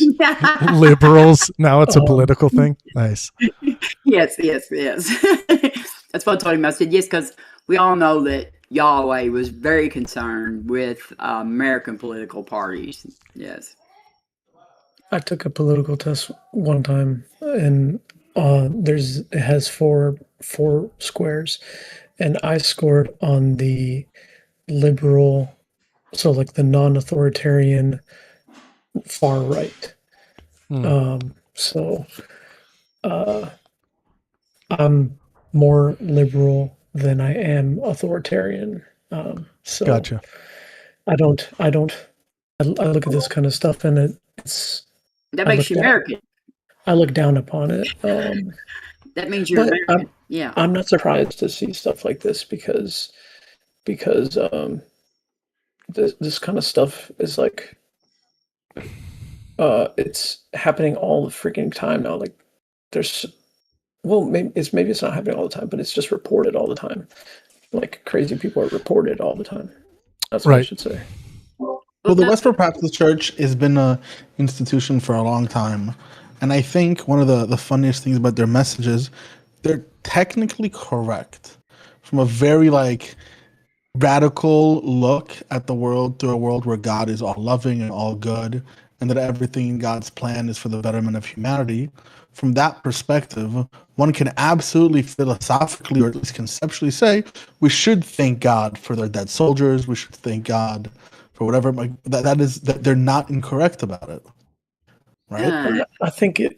Wait, you said that because they're dead, like they're with God now, that's why it's okay? Or? No. It's not about that. It's God. You would agree that God is all good, right? Yeah. And that God has a plan for everyone in the world. Yeah. And even if we don't understand it, the suffering we experience is actually for a better cause, for redemption of society, for salvation. a better cause of redemption for society. Like all of the things that are happening in the world are a part of God's plan. Yeah. But you're not Okay. following Calvinistic theology, Don. No, Don's just presenting the case. But like, to understand how they're correct, you have to be like internally what their theology is. I mean, I'm talking about if we accept the premise that God is all good and that everything that has happened in the world is a part of God's plan for the goodness of the world, whatever it might be. We don't understand the whole picture. We have a very limited view of it, right? From that perspective, when you go and pray, you thank God for everything. Everything that has happened is for God's plan, for a good cause. We should thank Him for it. From that perspective, we should thank dead soldiers. Now, does that mean we should go and pick at a soldier's funeral saying, thank God for dead soldiers? No, that's a bit radical. However, I don't know how much internally within the Christian or theological world, even within the Jewish framework, that is not something to be thankful for, unless, right? So I think that's like it follows logically, but just because something follows logically doesn't mean it's true. You could have a bad premise in there or something. Well, but what would be the argument against Don's position there from your theological position, Trey? Like, what would be the theological argument against what the Westboro Baptist Church is doing if they are in fact doing it based on what Don just outlined, those basic principles, that they're just celebrating, God's will, basically. Yeah, I would say that not everything that happens is good. It may be a higher, like God. It might be good in God's view, but not in my view, because not everything that happens is good, even though it may have a higher purpose. That's what I would say. Right. And then they would also say, I've also heard them say, like, someone will be like, what about Jesus? What about love your neighbor? And they're saying one of the most loving things we can do is to preach God's word and warn society when society is not living by God's word. So that's one of the arguments they make as to why that it is the loving thing to do, to be out there picketing these funerals, bringing attention to the Bible, because they think that, human beings have fallen so far away from Scripture that they need to be reminded that God is a vengeful God. He's not just like, all loving, but they would say that He's all good. So it's, they'll have they'll have answers for the kinds of things you would say, like, they would want to say, show me in the Bible, is what they would say. Show me in God's word how we are not doing what God calls us to do. So that's what they're going to say to you. The sola scriptura is another thing. Dude, you should bring one on and I'll debate them. Yeah, I mean, I at one point I was going to have... What, Robin? I have access to a Calvinist. Like, well, I'm telling you, like, let's bring in...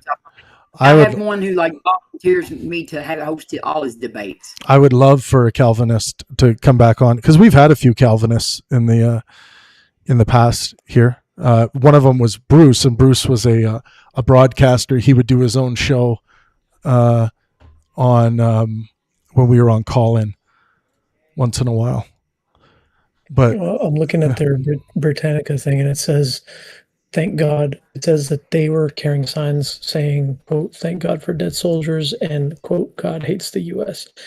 I could argue that any day. Like, that's not true. Yeah, you could argue. They'll say, does God support liberal democracies, or does God want to create a theocracy, like right? a state that is governed by a priestly class?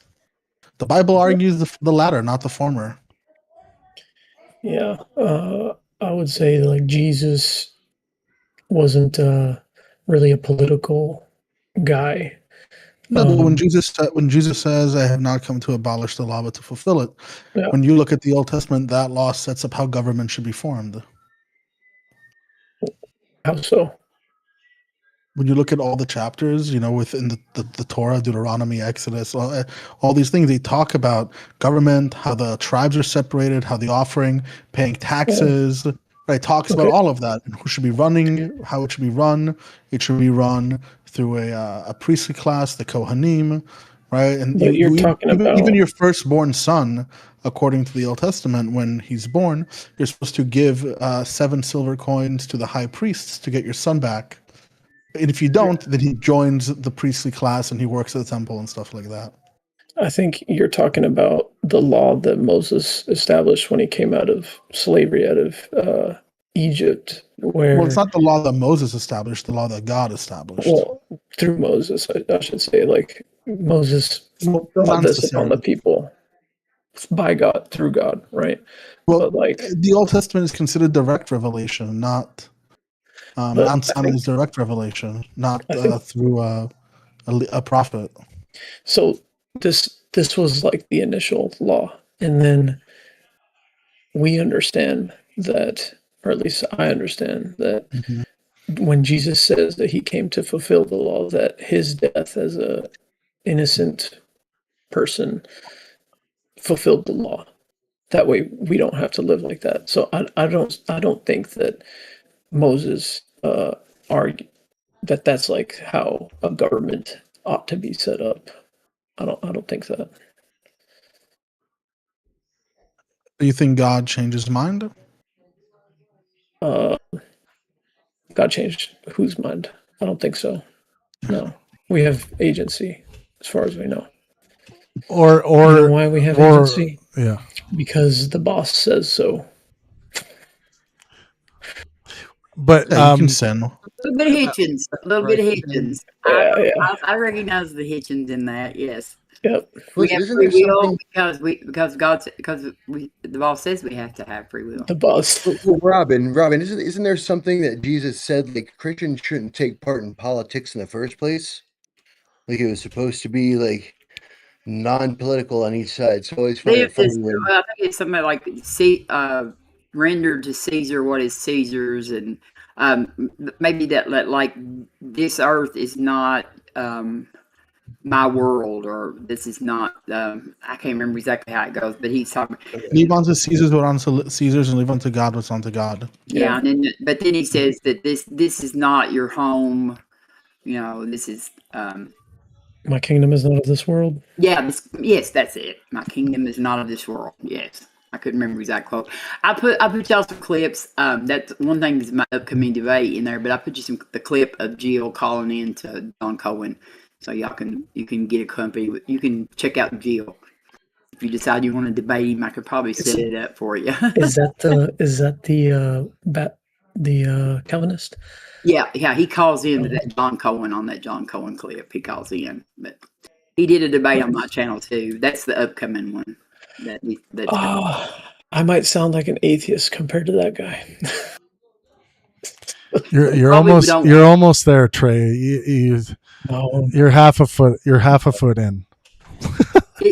Once you realize that you can be a good person and still follow the teachings of Christ without believing in a deity, you'd be good to go. I believe you can be a good person. You can be a good person without you could follow Christ.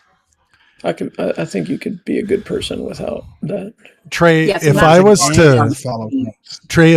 to, I like asking you this question just because it can sometimes make for awkward air, which of course I love as being the kind of Travis Pangburn I am.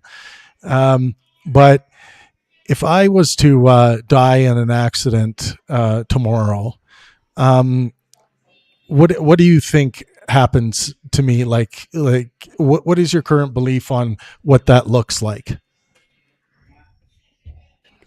Well, I think you would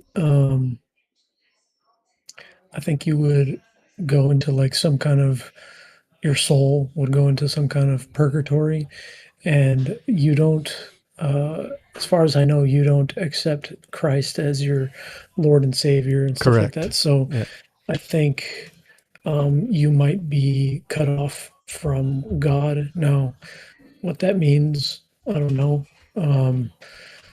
Maybe there's some kind of levels to the afterlife. Maybe you won't be in hell. Maybe I'm not sure.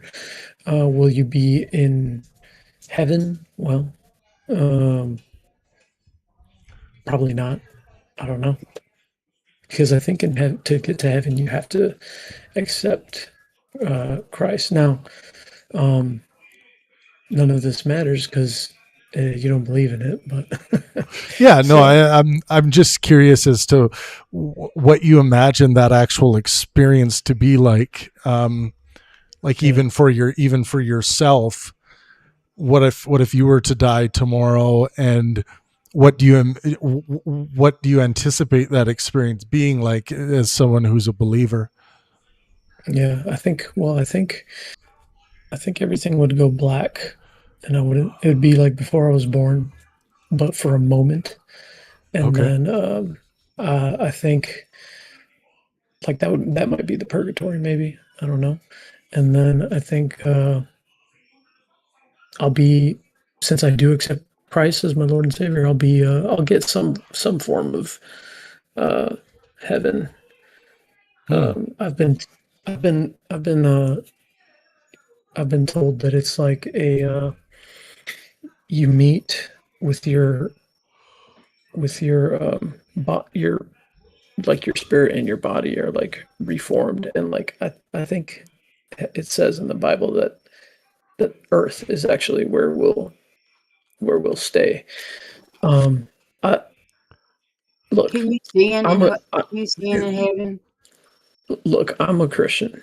So to be a Christian, all you need is to believe that Christ died for your sins. So that's what Can you All right. sin I in have. heaven? All right. Can you sin? Can I believe that Jesus was a real person and he believed he died for my sins? Would that solve it? Robin, That's a good. I don't think you can sin in heaven. What So was we your? don't have, No, no, no. I'm we don't saying, have free what will. if I believe Jesus was an actual person, Yeah, and I do believe that there was an actual person who like led a religious revolt in ancient Israel, and he thought that he died for our sins, and I believe that person is the real thing. Would that wait, that he died for your sins. no, that he died for what he believing was other people's sins. Oh, but not yours. I don't believe either isn't their sin. Okay, I don't know. Hey, I don't think that's congruent with it. But I mean, what if you have two definitely is. people with like differing opinions of what heaven should be? Like, there's somebody who all they want to do is like hang out with Trey and like whatnot, and this other, and you, the only thing you want to do is not hang out with him. Like, how there's does that work? If like the people there have is no one that heads wants to above. hang out with me. So we have no free will in heaven, right? I don't know about that. Well, I mean, you said we can't sin. Well, because to get into heaven, imagine a sinless place. So you have to be sinless to get in. So we don't have Is free my will. understanding.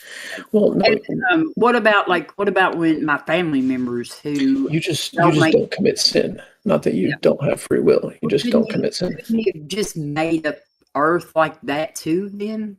Let me ask you. Yeah, he could have, but he didn't. But the thing about Could've. it is like my family members who don't make it to heaven. Will I remember them? How could, like in the Bible, it actually describes um, being a man in heaven looking down in hell and seeing like the rich man who's begging for a drink of water.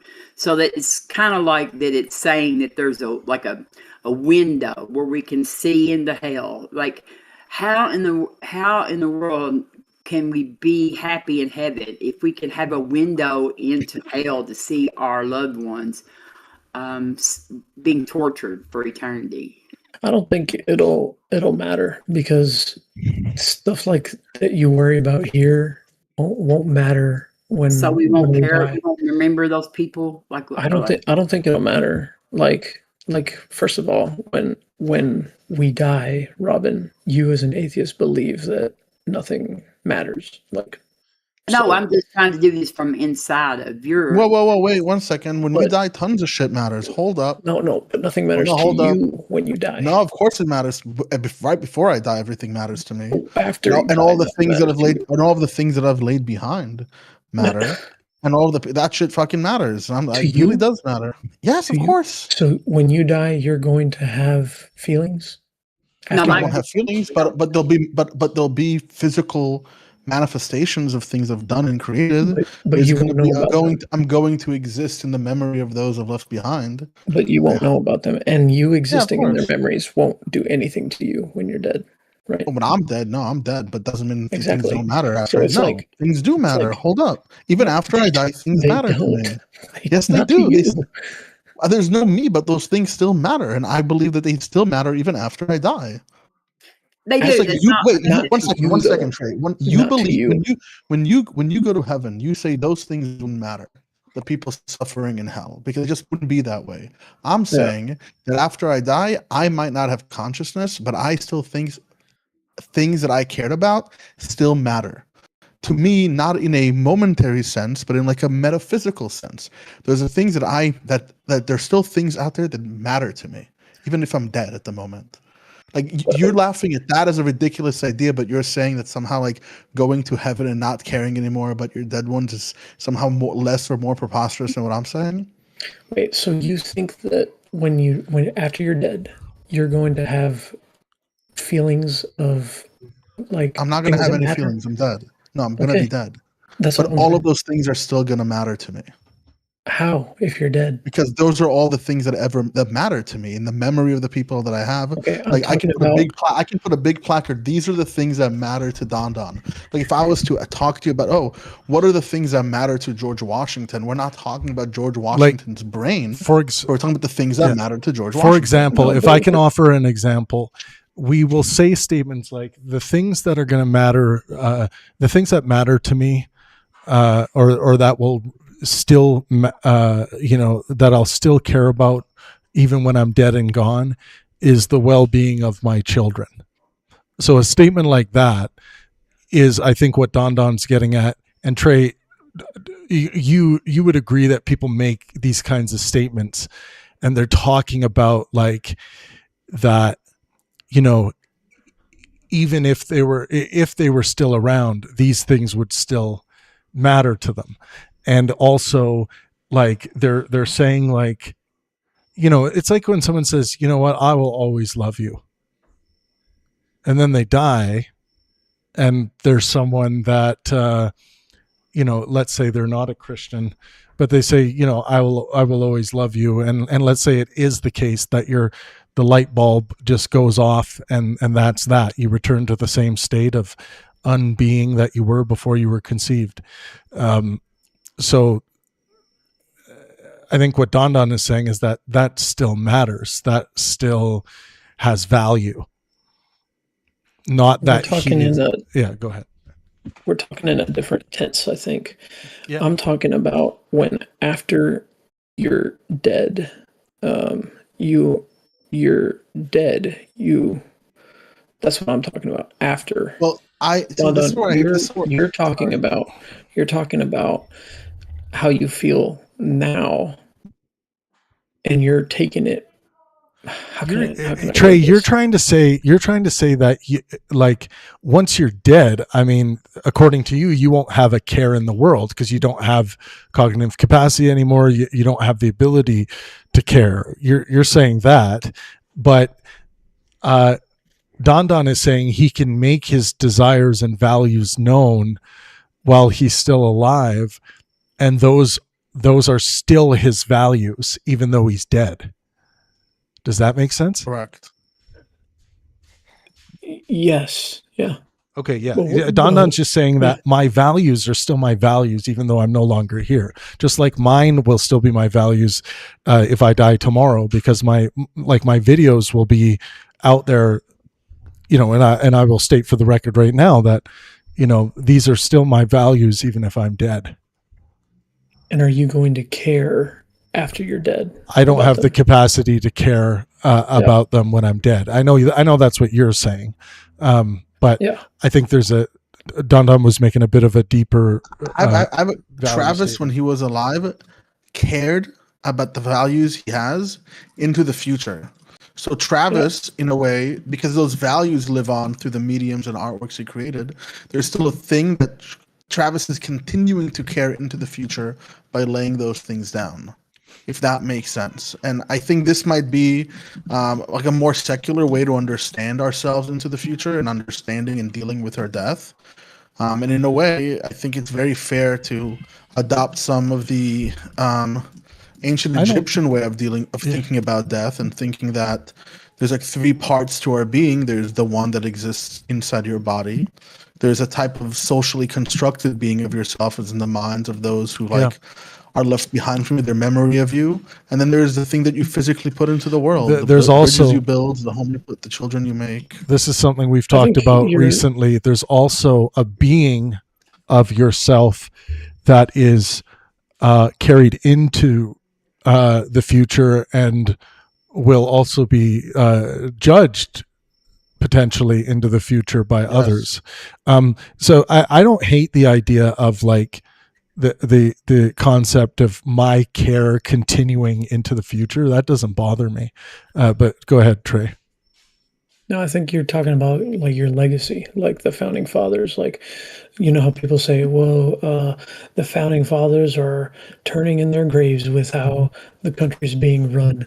And I mean, I think that's, you can say that, but do the founding fathers care about anything? No. And I think that's an acceptable proposition. So in the same way that if I believe that we go to heaven, like I'm not going to care about this worldly stuff. That's what I'm saying. Do you believe that heaven and like hell are like things that one day physics could discover? Probably not. No, but do you think that they're physical? Like, as in, like, in an absolute world with absolute knowledge, we would be able to like measure and like figure out like on what dimension hell exists, or in some like. I don't think so. No, so why can't you look at what we're saying in the same vein? We're not talking about physical substrate. Well, We're talking about legacy. We're not just talking about legacy. Legacy is one way to look about it. What's the legacy you live on? But in a way, we're saying we continue to live on within these legacies in the same like spiritual, metaphysical, non-corporeal way. In the same way that you talk about heaven or hell. So while we might live on through consciousness, we would still have the ability to care because of the things that we've put down before us dying. Like there's still a part of us caring if we like accept like a metaphysical thing where these legacies of ours are in some way an extension of who we are. Sure, I can accept that. Like let's say like George Washington fought for this country and he cared about how this country developed. So therefore, I will bear George Washington's cross, and I will make sure that his caring is moving through us. Yes, I can accept that. Yeah. Yeah. So that's the way I'm talking about it, in a more secular way, without appealing to like God or supernatural things. Well, that's interesting because we've been talking a couple of times, like what will happen to people that do terrible things in their life and never pay for it in any way. And this can be like a like judging Hitler, you know, and judging his legacy and making sure that his legacy never occurs in real life again. And that is how he is judged per se. So I think that's fair. You know? Hitler lives on in our society, in the minds of people. Yes. In a metaphysical, like, yeah.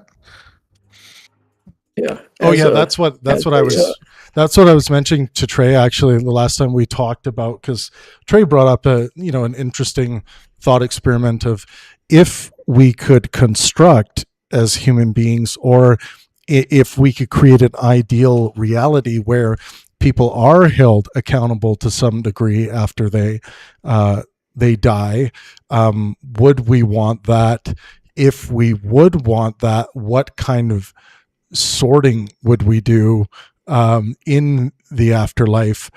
And I was mentioning that I think, like, when Hitler takes the coward's way out, like he did, I don't think it's the case that Hitler just, got away with it without any consequences. I think humanity has the ability to hold Hitler accountable forever if they choose to. But it is the case that Hitler has become the archetype of evil and is held accountable in that way by humanity with almost all humanity. So that is an important layer to consider when we're considering accountability. I think as you're developing atheism, I think you kind of need these things to bring about some kind of a tradition for future people. So I think that this is the most empirical way to look at it. Like, what are people? What constitutes their being? Okay, and there's these different like lenses that constitute a person's being from a very empirical framework. There's their biological being, there is their cognitive being, there is their social being, and then there's their historical being. And all these different lenses that we way to understand a person, all scientifically, show us that we do have effects and we do in a way exist even after a body decays. It doesn't have to be some sort of like spooky realm, or like this place where our consciousness continues to, but I think it's the most honest one to actually talk about. okay, now let me kick you a scenario. Yeah. Let's say what you just described, how we talk about Hitler and how we talk negatively about him and how he is basically the personification of evil. So what if how we talk about him is hell? And how we talk about Travis, how he did so many good, wonderful, well-being things, and he's such a great person, and Don is such a great, and that is heaven. I mean, sure, if that's what you Then want to call hell and that's what you call heaven, I think it pretty much turns the it makes hell this like limp dick place where the person is not truly like, there's no like personhood involved. But sure, I guess so. Hell is people don't like what you did, and heaven is people like what you did. yes. Yeah. Sure. Why not? I'll call it hell. If that's how you wanna you call that hell, sure. I just don't see the need to do so. And it could be right though. You never know. But why call it hell? I don't understand. It has nothing to do with Christianity, Judaism. It has nothing to do with any of that. It's something completely else. Don said limp dick on the internet, by the way.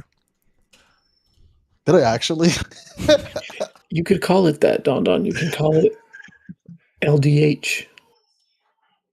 Limp dick hell. LDH. Yeah, limp dick hell. Yeah. I like it. Yeah, sure. I guess so. Let's call it hell. Are you converting to atheism yet? No. I have too many personal experiences. That's fair. That's honest. I like that. That's fair and honest, actually. Far too many. And as I was telling Travis earlier, it's like in many cases, just the environment alone is enough to accept any religion. I mean, if you grow up around Muslims, you might probably be a Muslim. So, and that's why this is a supposedly a free country. So, I mean, you're right. That is that's definitely the reason people believe what they believe. And it's not only it might not be like empirically or logically non-fallacious, but it is true. It is the main reason of why we believe what we believe, because where we grew up and where we were exposed to. That's correct. Yeah, and then personal experiences might come along the way, but And just like I Well, said the other day, I have no guarantee that I'll be a Christian forever. There's no way I could know. But should anything change, I don't think so. yeah, it was like I was saying a couple episodes back that your environment is going to somewhat control the way you think about certain things, like that might be attributed to personal experiences with gods or actual interactions with aliens. When I was like 15, I had a dream that was so vivid that there was an alien being at the end of my bed and I was taken up into a spacecraft and something happened. I don't know what, but it happened while I was sleeping, right? Like I went to bed, I fell asleep, and I dreamt this thing. And some people are going to grow up in an environment like, let's say, around parents who had such dreams or visions or things like that and attributed them out loud to actual aliens visiting them, you know, and that's going to somewhat prime a young person if they have the same kind of dreams or experiences. They they might just attribute it because that's what their parents did. So we often do a lot of things that our parents do, and the things that we are mirroring based on what we're seeing around us. So, yeah, Scott, what do you got? I was going to say something, but I forgot now. I think it was you were going to tell us how you were probed by an alien life force, an elf. Oh, that's what it ALF. was. You said I got taken up, but I don't remember what happened. It's like, come on, we all know you remember. Yeah, and it was like, oh, this is okay. I got to say this. This is in Christopher Guest's movie, Waiting for Guffman. There's a guy that does this scene in there. He's like, yeah, I mean, when I was young, those aliens they took me up there and in the sky, and yeah, they probed me, and they kind of were probed me one after another, like individually. One would come in the room and probe me, and then the other one would follow, and I just got probed by all of these different aliens. And the funny thing about that is that whenever I drive by my local church where I used to do my seminary, my bunghole starts to hurt.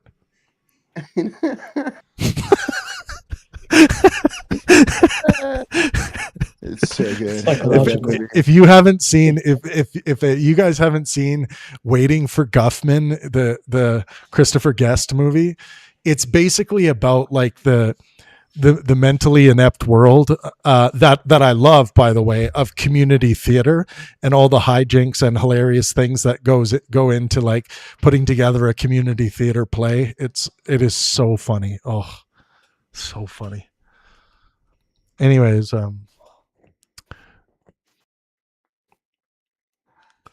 Well, it was nice talking to y'all. I'm gonna have to head out. It's always the same thing, man. all right. Travis, Good night, Trey. didn't that chicken Hey, look dude. great? What's that, Donna? Huh? What? That chicken looked good, right? It was Oh, that chicken looked delicious. really good. Don did a chicken bake with spuds. I do the same thing in a cast iron skillet, Don, where I put a whole chicken on top of halved potatoes on the bottom with like lemon and on the potatoes and stuff. Like, but yeah, yours looked very good, very good. Yeah, I took inspiration from your people's, and I used like different like chilies that I soaked in water and then crushed with my molcajete with like jalapeno and lime and like all roasted peppers and tomatoes, and the oven marinated the chicken with it. It was insane. Nice. I love it. Yeah, the potato. Yeah, go ahead, Brett. Wait, is that the Canadian people, Don? No, okay. No. He's a Mexican now. He's a dirty Mexican. know. I consider myself clarifying. to be a halvesy at least now. Like I'm getting I mean, skin wise, I stand out like a tube of toothpaste, but my language is improving. Oaxaca's more like native people, right? As opposed to Um, like DC, where it's more like Spaniards, like or yeah, DFA. I mean, DFA is like a bunch of people. yeah, I notice that I notice a lot more like Aboriginal looking people Yep. here, but it's not everyone. Like there's also just like kind of everywhere in Mexico, quite a mix of people. There's some other gringos here as well. You know, we do the gringo hi, how are you when we walk by each other. Have you haven't talked to them yet? You haven't figured out what their deal is? Yeah, I give them a stiff firm handshake and invite them over for burgers on the barbecue. They're down there for like witness protection or something. Yeah. What are you in for here in Mexico? Well, I just had to get away for reasons I'd rather not discuss. Hey, maybe our kids should play together. Let's make sure you have a PBR with that, Trav. Yes. You know, I have to say, like, for the first time in like it must be like 6 months. I had a couple beer the other night because we were hosting a party. We did our first family Oaxaca, Mexico full goat roast. So the goat was slaughtered and put in an underground oven. This guy that lives not too far from us does it all the time on weekends, and he sells his what's called barbacoa here. Barbacoa is done with either sheep or goat. This was a goat, and it gets covered in chili, a certain kind of chili, and on top of it, avocado leaves and agave leaves, and then that bakes in the ground for about 10 hours. The entire goat, and that meat is so good. It's just so good. And then it also creates a soup underneath. But yeah, we did that. And anyways, I decided, yeah, I think I'll have a couple beer with the barbacoa. And I felt like shit. I felt like absolute shit the day after. Like I just like, I was like, okay, now I remember why I despise alcohol. My whole body felt like I'd poisoned it.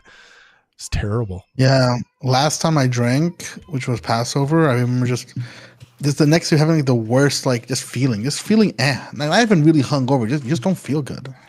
Yeah, I wasn't hungover. Like my whole body like ached, and it was weird. But Guys, it's called being over 30. I love you. It's you're that age now, brother. Man, I'm gonna be 40. I'm gonna be 40 next year. I think I always felt it. I think I just was an idiot. And it was like, I don't feel shit. I'm a man. Like that. I think that's more of what was happening with my psyche than me actually like feeling shit. Dude, just the dehydration alone from drinking, if you're not drinking a ton of water with it. Yeah. Dude, and I was when I went to the so dance party, I didn't have that happen. So yeah. Don went to a sexy Jewish dance party, is what he's telling us right now. No, I actually went to. There's this really cool community in like a part of the queer community in New York City. They have this thing called like Book Club Radio. It's very, very well known, and they do like these big, awesome like awesome disco parties where it has like dance music, but it has a lot of like Latin influence. It's pretty cool. Yeah. So my friend got tickets for when we went. And it was insane. It was like outside. It was all in themed, so you had to come as if you're like you would end up at a Florida gas station. And I came in like overalls and a trucker hat. You want to see pictures, Travis? I would love to see pictures. I went to the Guinness factory in Ireland about a week or two ago.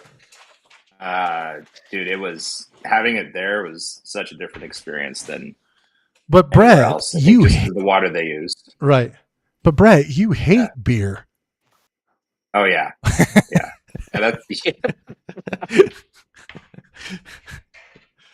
Yeah. No, you're someone I would trust to steer me in the direction of a nice Kolsch or amber ale.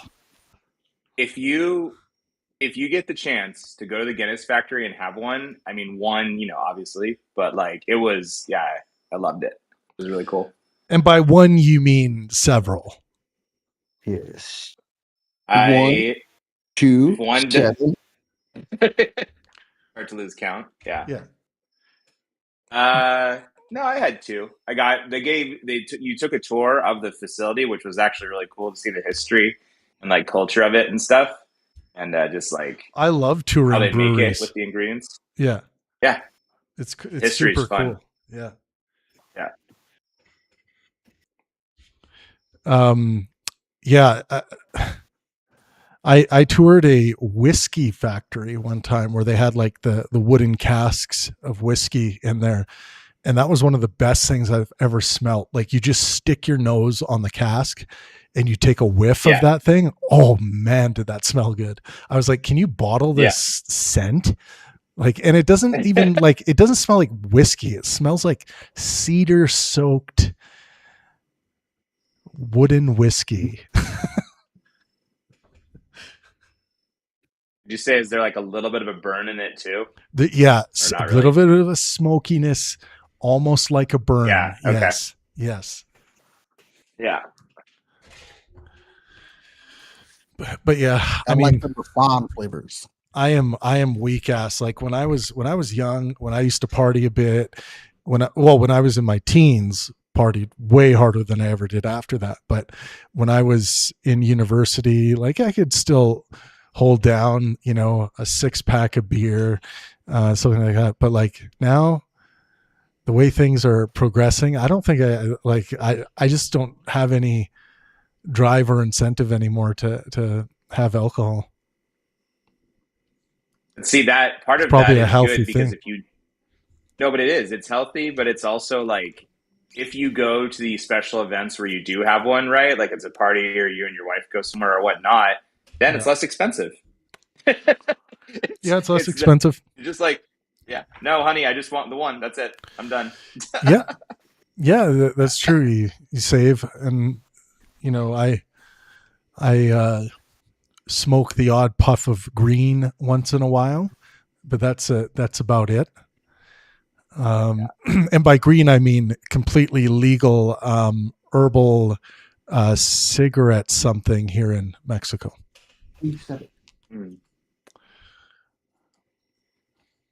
Banana leaf. There's like a hardcore debate happening in the chat here. What's going on? Yeah, oh, okay. what is that? This is the continuation of the trans debate here. Wait, well, they should bring it back. Wait, where's Casey? Where's Robin? Go at it, guys. We're eating up dead air about my party in Brooklyn. Yeah, we needed this lighthearted break, but now we need the heavy-hearted, like hardcoreness of the trans abortion in the third trimester. Oh, fantastic! I've just been posting a ton of like peer-reviewed studies, like debunking the Cass review, which was something that was done in the UK. That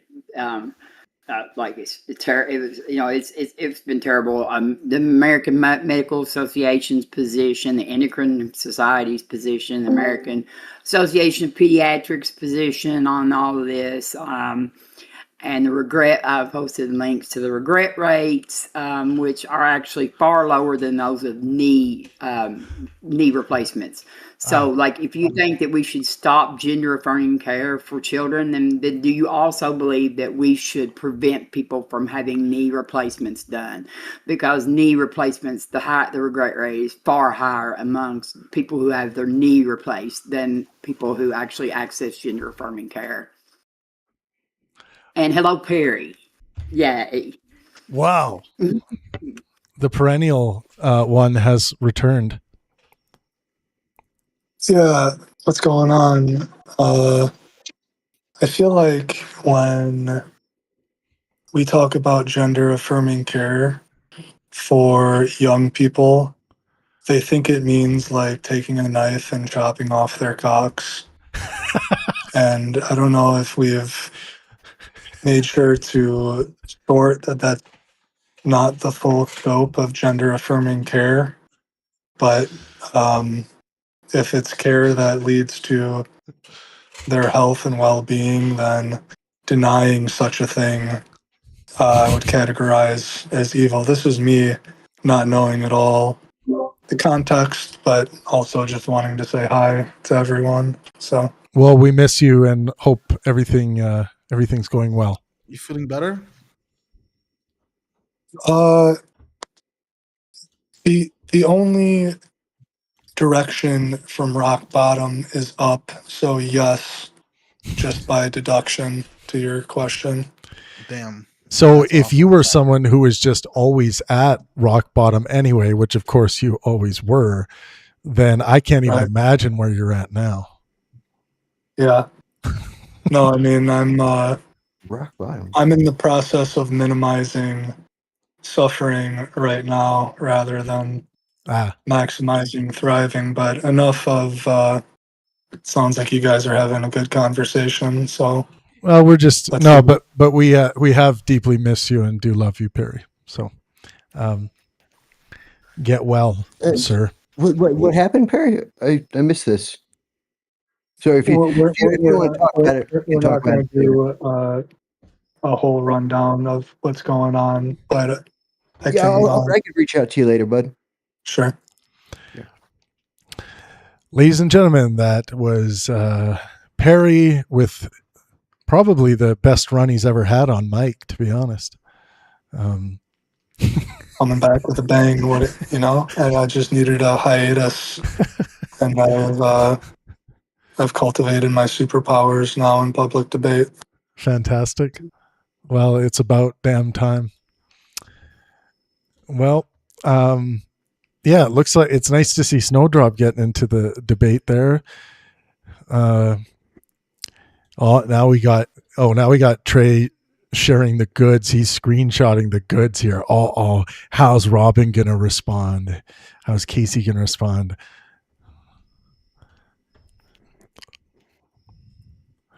Why did UK ban puberty blockers? Links, bro. Yeah, Casey, what's the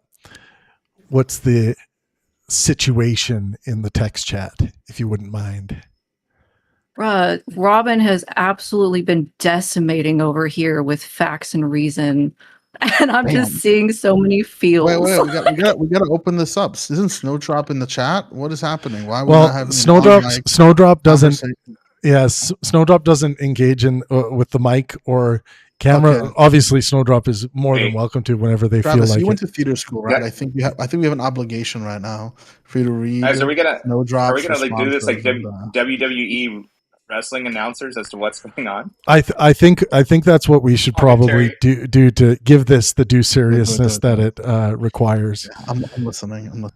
Out of Kentucky. Yeah. Robin. Yeah, out of Kentucky, Robin the Rambler Webster. I mean, y'all can thank Javon Bradley, who is a YouTuber who debates this topic all the time. This is out of his resource document that he has in his channel. He has all these studies, and so and this is just one person that I've got access to their resource document. Okay. But all of these studies came from Javon Bradley's resource document. Okay. And he's put together a whole, just everything really, and I'm trying to find a specific thing for Trey because he's not getting the same thing that I was opening up. So, well, Robin's saying the UK is failing its transgender children by using the case report guide policy. What are what are this person's credentials? A YouTube video doesn't debunk actual peer-reviewed science. Snowdrop, please source your info from peer-reviewed based sources, not YouTube videos. Snowdrop says, I didn't claim it did.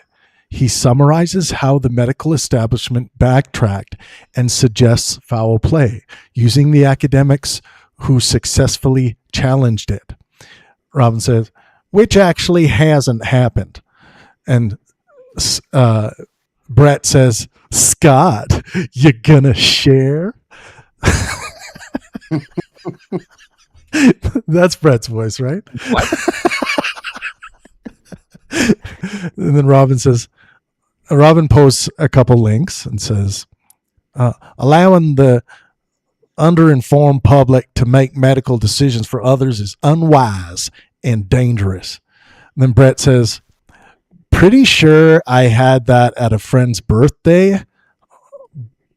Bomb, from what I remember. Barbacoa, from what you were saying earlier. No, it's better if we at a don't friend's add. birthday. It's better if we don't add context. Then people have to work it out themselves. Oh boy. Please, Robin, again. Please read the Snowdrop. I understand how the political driven media has failed to accurately represent this issue, so it requires one to be responsible about trusting where they access info. Snowdrop says, I've heard too many detransitioner stories to swallow the studies wholesale, no matter how many links posted. Until I see some papers that study that, I can't see it being balanced. The regret rate remains far below the regret rate of knee replacements. Do you think we should stop allowing knee replacements? And then KC comes in. For the love of God, the regret rate is 1 to 3%. I don't know why she kind of sounds like Grover, but sorry, don't mind me. I've been lurking, watching Robin absolutely smashing here with peer-reviewed facts. I actually posted multiple studies on that, and the feels just got too much. And then here comes Trey. I don't have access. I don't know why he still has access. I don't have access to the full study, which is the best study for what I was looking for. I haven't been able to find one. Thanks, Casey. And then there's Don posting his amazing photo.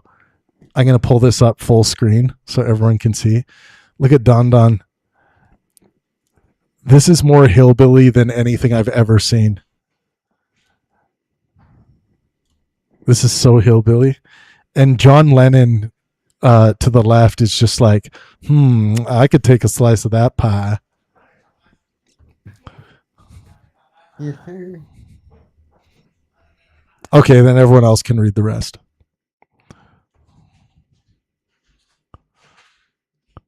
ASMR for Trey. Trey, you could, with your voice, have an ASMR channel, I think. I'm just going to start clicking and popping at your microphone. You could do Bible ASMR. You could just read the Bible. You'd have to get a soundboard with like thunder and lightning sounds too. Can you imagine? Can you imagine? And then God created created the tablets with lightning bolts.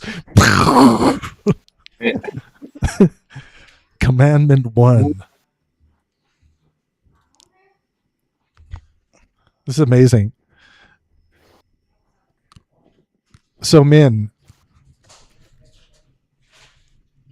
Yes, Travis. We're having an episode on God debates again. Do you think everyone in this room generally would be more moral, more good, more righteous if they believed in a higher power, i.e., God?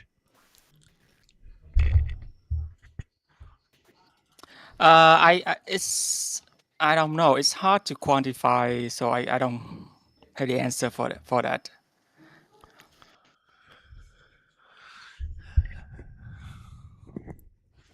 That's a bullshit answer, man. You're running away.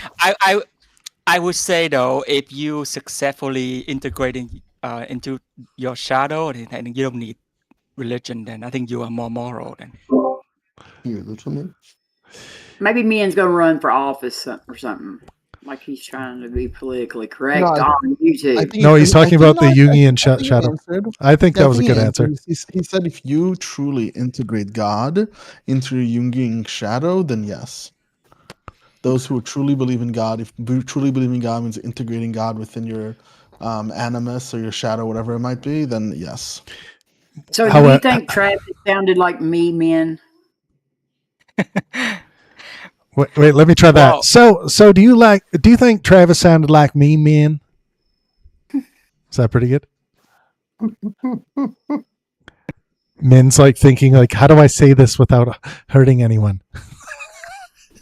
Just hurt away, man. It's okay. You Wait a can minute. Ben step on a doesn't fly. care about that. He told me that I remind him of Marjorie Taylor Greene. So like Also, he is Min. not Also, Min. certain Also true. Also true. Also, Min. Direct quote. I think there's nothing wrong with a little racism. Direct quote. I think Min is right. yes. I think casual. You think casual? I probably wouldn't have told that like, on you, man. Like Just by the how many way, I times probably- do people hang out with each other and just throw around like a casual racism for a joke? Yeah. like, That's black why friend. make fun That's of okay. your Jewishism. It's not from a source of actual bigotry. There's a difference between like mimicking bigotry and Right. actual bigotry, and that's an important distinction, especially for someone like Ming, who can be very ambiguous with his conservative, traditionalist, collectivist values as to what he actually means. If he means actual bigotry or the playful, the way that I do with you kind of bigotry. Yeah. So, and then we clarify. I think we went through this for like 4 hours, and at the end of it, I think Min clarified that he's more referencing like joking about racism and things like that. But Nivik will never accept that. After Min said it once, after Min said, I think a little bit of racism's okay, Niv just took it to mean that like, owning slaves was a little bit okay, basically. The Navekian unit went off the rail? No way, bro. He did. He went completely off the rail. And by the way, I just sent him an invite to get his ass in here. I know sometimes it's hard to follow, but there's a point where do his ideas go? I love listening to Niv, but it's more exciting hearing Niv in the dialectic with people who are new to him. That's what I love most. And it's got to be hard being him, an Indian immigrant who is adopted by a black family, living in the hood. It's got to be tough. That's been Scott's guess this entire time, that Niv is he's somewhat Indian. Mm-hmm. I have to say that sometimes I'm a little bit closer to Nivik, and that concerns me. In that you're both Indian? No, I'm talking about stuff happen at work. It's tend to make me glance through negative utilitarianism. And that feel like make me feel closer to him. That's a little bit terrifies me. Yeah, but I think, Min, I don't think you make negative utilitarianism primary for the most part in your life. And I think Niv wears that like on his sleeve. I think you guys are different in that regard. Yeah, that's true. Ooh, I'm trying to do a cutout of Don Don in this outfit right now. Damn. Perfect. I need to get this perfect. It's for the great Don Don.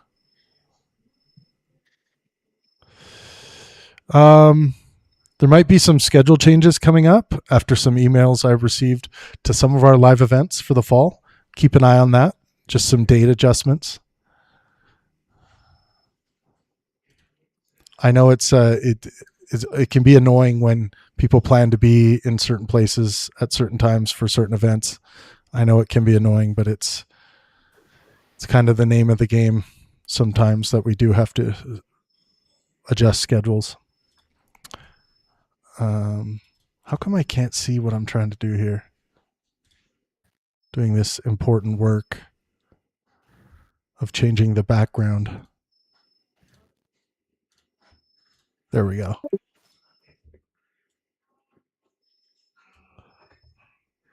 This has to be saved into history right there. Perfect. There we go. Now we have that Don Don cut out. Everyone copy it. Make sure you never lose it. Boom. You look like you're dropping a '90s rap album. I am. I am a '90s rap album. A '90s Real rap talk, album weren't targeted you born in at the working 96? man. Are you 96, Don Don? I'm 93, baby. You're 93, yeah. Oh, okay.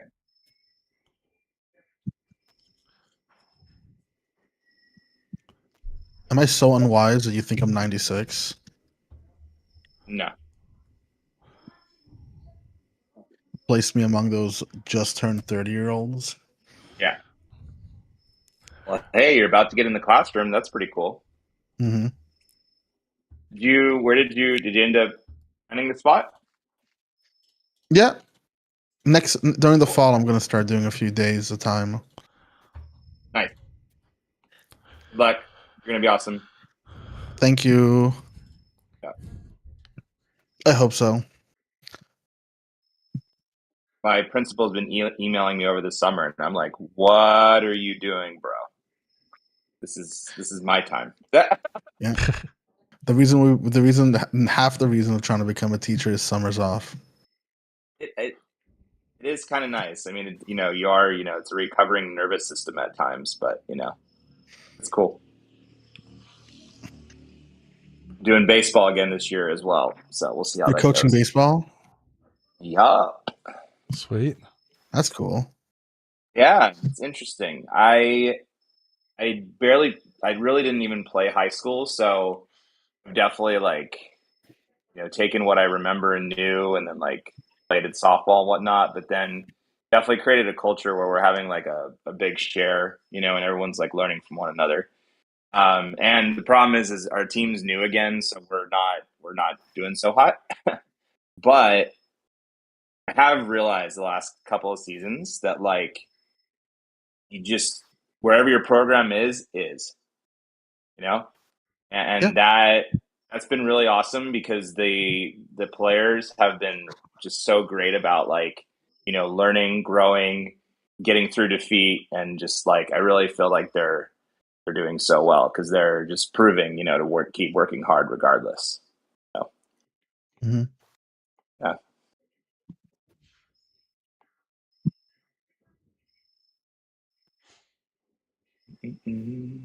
The side conversation is annoying me because it's on the side. Is your ADD looking over what's going on? No. I just wish it was. I wish it was vocal because I think that there's so much more. When this was read out loud over chat, people I think allow themselves to be less considerate sometimes, and actually work things out than in voice. And I think that's what's happening in the side chat. My bad. Well, You're bad. It's not just about you. I think that I like Snowdrop. Don't get me wrong. I do, and I'm trying not trying to be mean, but I'm answering two different people at the same time too.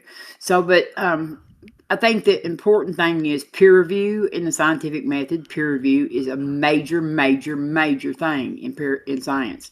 If you can publish studies and you can publish reports, and if it doesn't pass peer review, then it's not worth the paper it was probably printed on.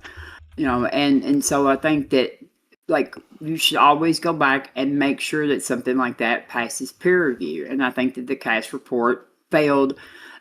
There's just a simple Google search of criticism of the CAS report brought up countless things from different sources on how it failed in its methodology and its in different areas, and that it did not pass peer review. And I think that is an important part of science is the peer review process. It's the part that makes sure that what you published is actually worth go ahead and believing or following.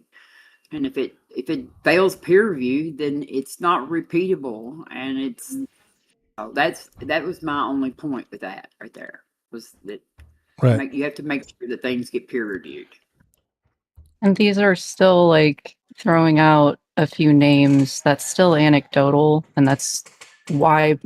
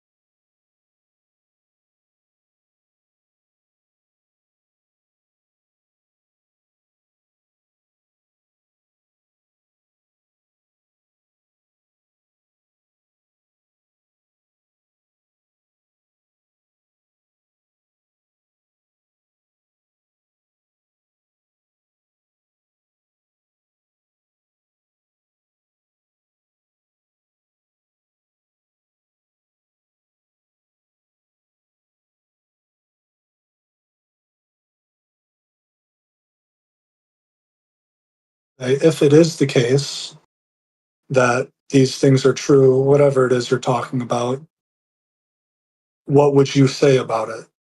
Would they double down on it? Would they still come up with some excuse to it? Would they concede to it?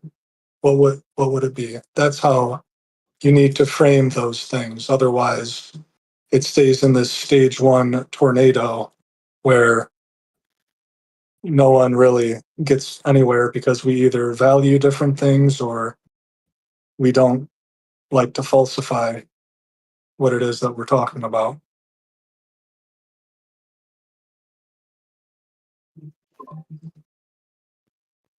Well, I mean, like as far as like individual people in this, like if they're actually in this field and they are looking at the same data that other people are, and they are interpreting it in a different way, then I feel like that either they don't really understand what the issue, or that they are having a reason for not interpreting in this way. Like it is like I can't speak for UK, okay, and like in the United States, it's bad enough here. Even though our medical groups do not disagree on any of this, our medical groups have stood firm on this. The American Medical Association, the American Heart Association, the American Association of Pediatrics, the Endocrine Society, all of these medical groups, which are the most trusted medical groups in the United States, agree that gender affirming care is safe and provides better outcomes for trans children Okay, than. so what you need then to ask Snowdrop, if it's true that this peer review data shows that this is safe and whatnot, would you value or would you agree with the studies that are shown, or would there still be some kink in the chain that is preventing you from acknowledging this gender affirming care? She is bringing up But she's been concerned about detransition rates, and that's understandable. We do want to make sure that people are receiving the best care that they can, and if we are seeing regret, then how can we improve? Give me a second, hold on. And I haven't looked, huh? That's fine. It sounds like they're bringing up the negative side of the gender affirming care, which of course there's always going to be a negative side, right? Yeah, and she's saying the volume of autistic teens in the cohort bothers her. I'm not familiar with the numbers around that. I'd have to look into some more of the information. That doesn't discredit that I saw the regret rate being 1 to 3%. That is incredible when it comes to treatment. It's still something we would like to get as close to 100% as possible, for sure, and we can listen to the people that are detransitioning and feel that they were like, I've seen some stories of people that felt that they were being coerced. I've seen some that it was an issue of not having their condition be understood when they were bringing up the way that they were pushing for this procedure, and Okay. that is understandable. Is that an issue with gender affirming care? Well, Or is here's that what an issue with medical malpractice or whatever parental supervision going on and people pushing I them to get like a knee surgery or something? Do we blame the knee surgeons for a wrongful coercion of getting knee surgery, or do we blame the ethic behind the surgery and the surgeons? Well, I explained this while ago. Prior to the American Medical Association and the Endocrine Society and the American Association of Pediatrics and all of them, prior to them developing our current standard of care, like they got together all like and came up with a standardized version of care plan for treating people with who are transgender, okay, and it's like a age appropriate, and it lays out how long you have to take therapy first, and when they can introduce any kind of puberty blockers, and when they can introduce hormones, and when you can introduce any kind of surgical things. All of this was not actually like laid out in a standardized care plan prior to this being done that way. So at one time we had many doctors across the country who were sort of devising their own plan of care and treating their patients in the way that they thought was the best way to do it, because there was no standardized set of guidelines. Sure. And we have that now. We have the standardized set of guidelines that are based up on studies that we have and all the evidence we have. And we have lots of studies on even since we started doing the standardized care. So I think that most of the people that I have heard that had the stories of horrific were being treated prior to standardization of the care, which is an issue. Yes, it was. They did not have a set of guidelines that were evidence-based to tell them how to treat these patients. They do now. Did they have a better alternative prior to the standard model? It was just each doctor it was kind of left up to the doctor, each doctor. And I imagine each doctor was doing the best that they could, rather than just doing some willy-nilly, like. But they weren't doing it based on what, like all a standard that we use nowadays, right? Yes. I hear Thomas. Mm-hmm. Yeah, well, we've had a lot of we've had a ton of misinformation posted on like media Like, you know what I mean? That people saying that children were getting their parts lopped off and stuff like that right there. And that's absolutely not true. No one is allowed to have bottom surgery under the age of 18. And I think the median age is like 30 for such a surgery, if they do it at all. And like puberty blockers we use puberty blockers on cis children constantly, and they've been used for years, and nobody ever complained about them until they started using them for transgender children, and all they do is allow that child a couple more years to make a decision on how they want to go forward, if they want to actually go ahead and with their transition, or if they want to not do it, and it gives them 2 more years of time to explore that. What I'm hearing is there are these 1 to 3% regret rates and these horror stories that happen, which are in the vast minority of the otherwise health that is produced from the gender affirming care, puberty blockers, whatever it might be. And we are taking the small minority and catastrophizing this whole phenomena and creating an ethic around it that we shouldn't do it because of these fringe cases. That's what I'm seeing or hearing for the most part. Yes, I agree. And like And I it said, seems like there's some deep-rooted traditionalism, some irrational emotion attached to this phenomena, which of course we see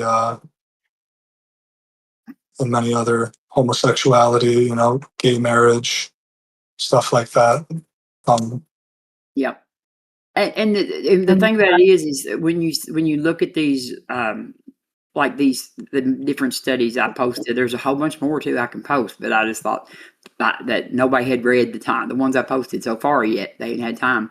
But like the suicidality rates, like the self-harm rates drop significantly with these people once they are allowed to just even socially transition.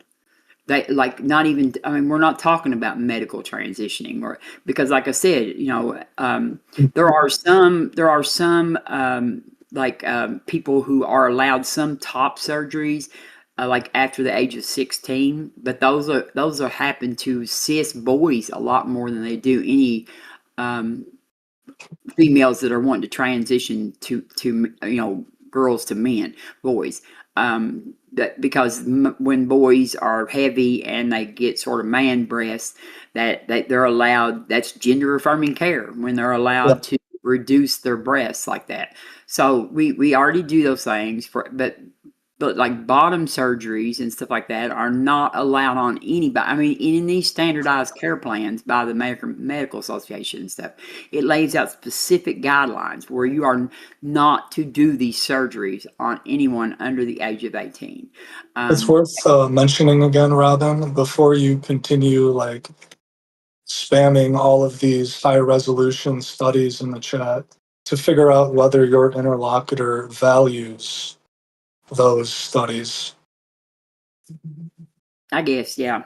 I just don't understand. Like me, I don't understand anybody that doesn't value evidence. Like maybe that's what you gotta do. You gotta you have to talk to them, right? If you're just gonna if you're just gonna preach, you're not having a conversation. You're preaching to someone.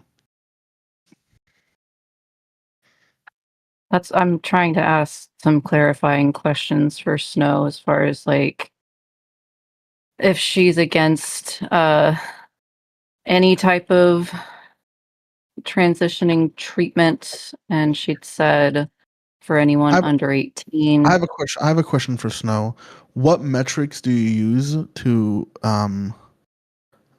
do you have like a set of metrics or like things that you look for when you look for a trustworthy versus a not untrustworthy versus non-trustworthy like authority or source to appeal to?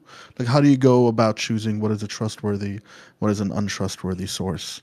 I think this is where you guys should be having the conversation. But please let me know, Snow.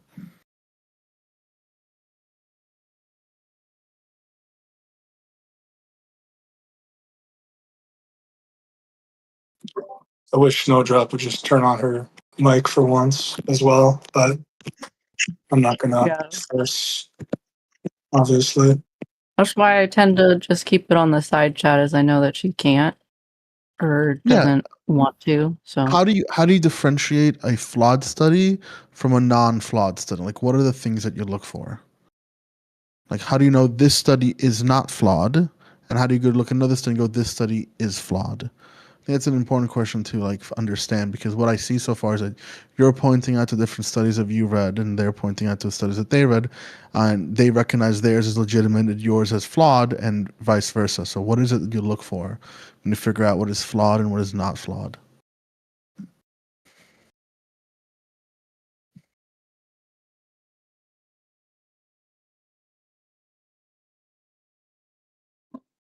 I'm gonna add that peer review is like one of the major things, because when peer review is done anonymously, so like it's done by the people in that field, specific to that field. It's not just any science gets to peer review any other science. So like if I write a paper on genetics or something like that, then my peers in the field of genetics will be the people who peer review my paper, but they will not receive notice of who wrote this paper. So they Okay, so for you, Robin, and I'm gonna add Casey into that mix. Yeah, they will be peer reviewing it blindly, so they do not know who it is that wrote the paper, so they cannot like be. So for you, one thing is peer review. What's a thing for you, Snowdrop, if you could think of one? Because Robin right now has peer review. So when something is peer reviewed, that's one of the things that Robin looks for to see whether a paper is trustworthy or not. How about you, Casey? What's another thing that you look for? Yeah, the methodology that they're using. Are they using randomized samples? Okay, randomized samples. Okay, what else? Well, sample size is important. Size of sample. How big do you think the sample has to be at minimum? Well, usually I think the initials, 100 or so. Yeah, the initials. By the way, it's n equals 30. The sample size at minimum has to be 30. 30. So n equals 30. Okay. Yeah, but usually I'll add that into the mix. You do an initial study, and then after the initial study, you go back and do one with a larger sample size to actually. Yeah. You need a minimum size of 30. Yeah, but these are three things that we look for, Snowdrop: peer review, randomized samples, and a decent sample size. Oh, and critiquing the methodology. I know Casey brought up, so it might be like the methodology has to be sound, right? Sound methodology. So these are four things. What are your things? Or do you also need these? And then if you do, then where do we still have a disagreement? Right. So I'm going to write them in the side chat. Peer review,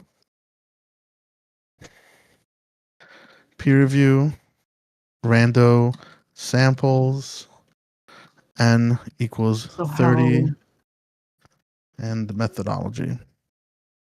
And how current is the information? Because if you're pulling from something that was like 30 years ago, obviously that's. Up to date information. Okay, let's leave those for now. Let's see. What is the smopples? Smoppies or? It's a misspelling. It's a typo. Samples. Okay. Random samples.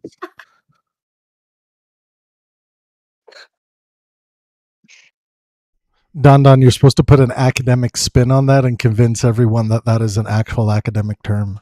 That's what you're supposed to do in that situation. I could have. It would have been easy. You should have been like, a rando smell pass is just something that Dr. Smalpass discovered about sample sizes, and there is just has to be this weird correlation between samples and smell pass, even though it was about samples. Sure. See, but that's what I mean, guys, when we say we have to find the place where we actually have the disagreement, because you guys are just like throwing shit at each other, and that's not where you disagreed. And Don Don, by the way, there doesn't mean you're actually throwing physical feces at each other. He's just saying that, like, it's kind of analogous to that. No, I think it's literal. Just like I thought I'd literally care after I die.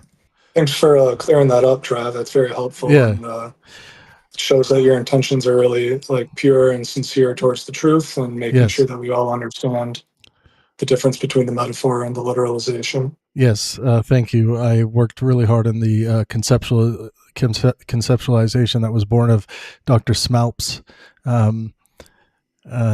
derivation of n equals 30.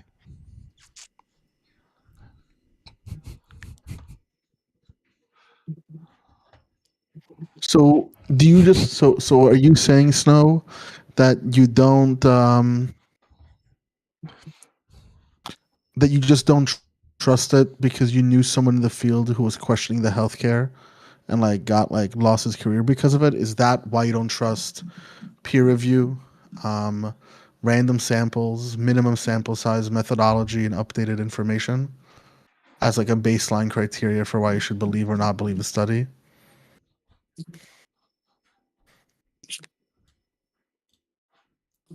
In this field specifically. Okay. So do you think that if you were to try to repeat this information, like go and look at the hospital information gathering, sample the population who and talk to them about their symptoms, whether they got better or worse, that these will not be replicated if you or someone else did it? You think this is straight up farce lies? Snow. Because they said that yes, in this field specifically, they have doubts because that someone lost their career, so they don't trust this field and any of the research coming out of it.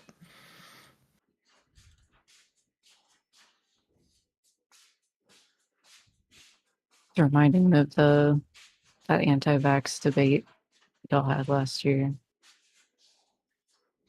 Does it? What was the guy's name? Yeah, because what was the guy's name that lost his license? Oh, yeah. The Peter guy, right? Pierre Corey. The guy who spent 90% of the debate debating me. Yeah. he can't. What is going on? He can't do this. Like, yeah, he was looking at me the whole time, just being like, is he serious? Is he seriously gonna? What is this, kindergarten? I'm like, why are you? I was like, I don't know. Is it? Ask him.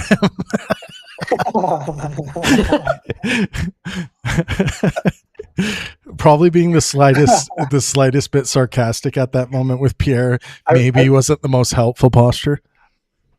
I remember also wasn't he crying about talk time, and Don was had the stopwatch and he was showing him the time.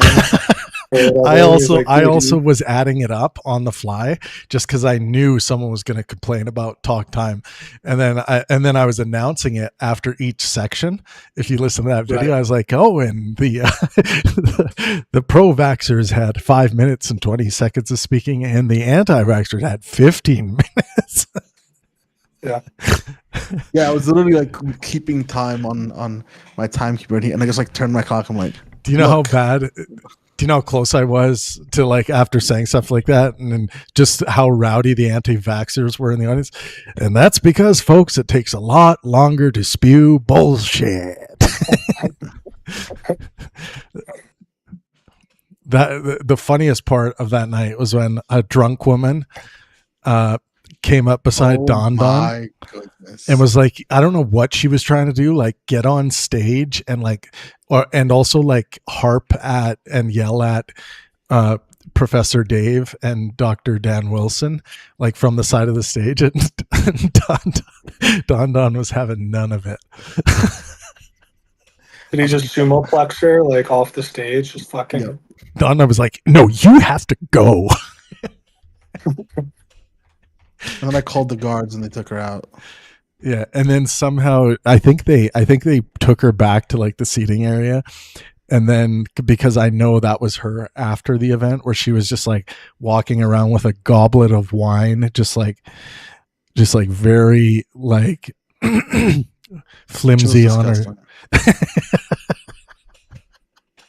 She was like, just, you know, when someone gets so drunk they become gross. Yeah, she was gross. Yeah. She was very gross. That's a bad luck. Demonstrable Bad luck. physical fact. Bad luck. It was a very bad look. The worst was the. I was never bigoted against anti-vaxxers, and now I am. that event made me like have an internal like stereotype and bigotry that I have to battle. I'm upset that happened to me. Now I have to like battle my like associative like pattern recognition animal self. I mean, it's like flat Earth. I kind of have the same thing with flat earthers.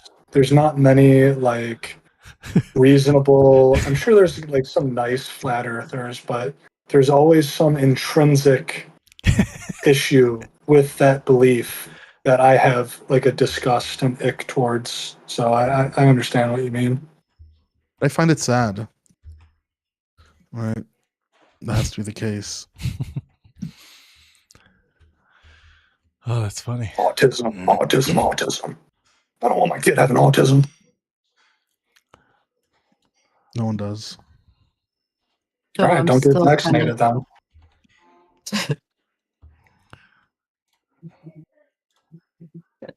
There is this whole culture that says autism is a superpower. That Don loves. Don loves that culture. That's why I've been trying to convince Don that I'm autistic for the past 3 years. Yeah, you've really been trying to convince him that you're a superhero. Yeah. I love everybody and all different bodies and all different cognitive styles, but we have to recognize that when you're diagnosed with autism, it's usually an impediment on your daily life and creates conditions that are difficult to deal with.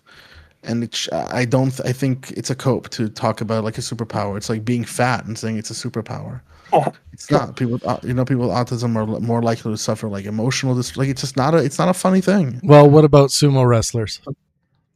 It's bad. Yeah, don't be a sumo wrestler. Horrible. Don't be a sumo wrestler. I think that file you tried to share, Robin, is corrupt or something. Yeah, it's mine. I'm gonna have to go back and get it off there again. So it was like it looks like the American Psychological Society also. I was looking up that Dr. Ray Blanchard and his theory on, and I posted there on whatever, I can't even pronounce that word, and why it's like not accepted among psychologists and psychiatrists.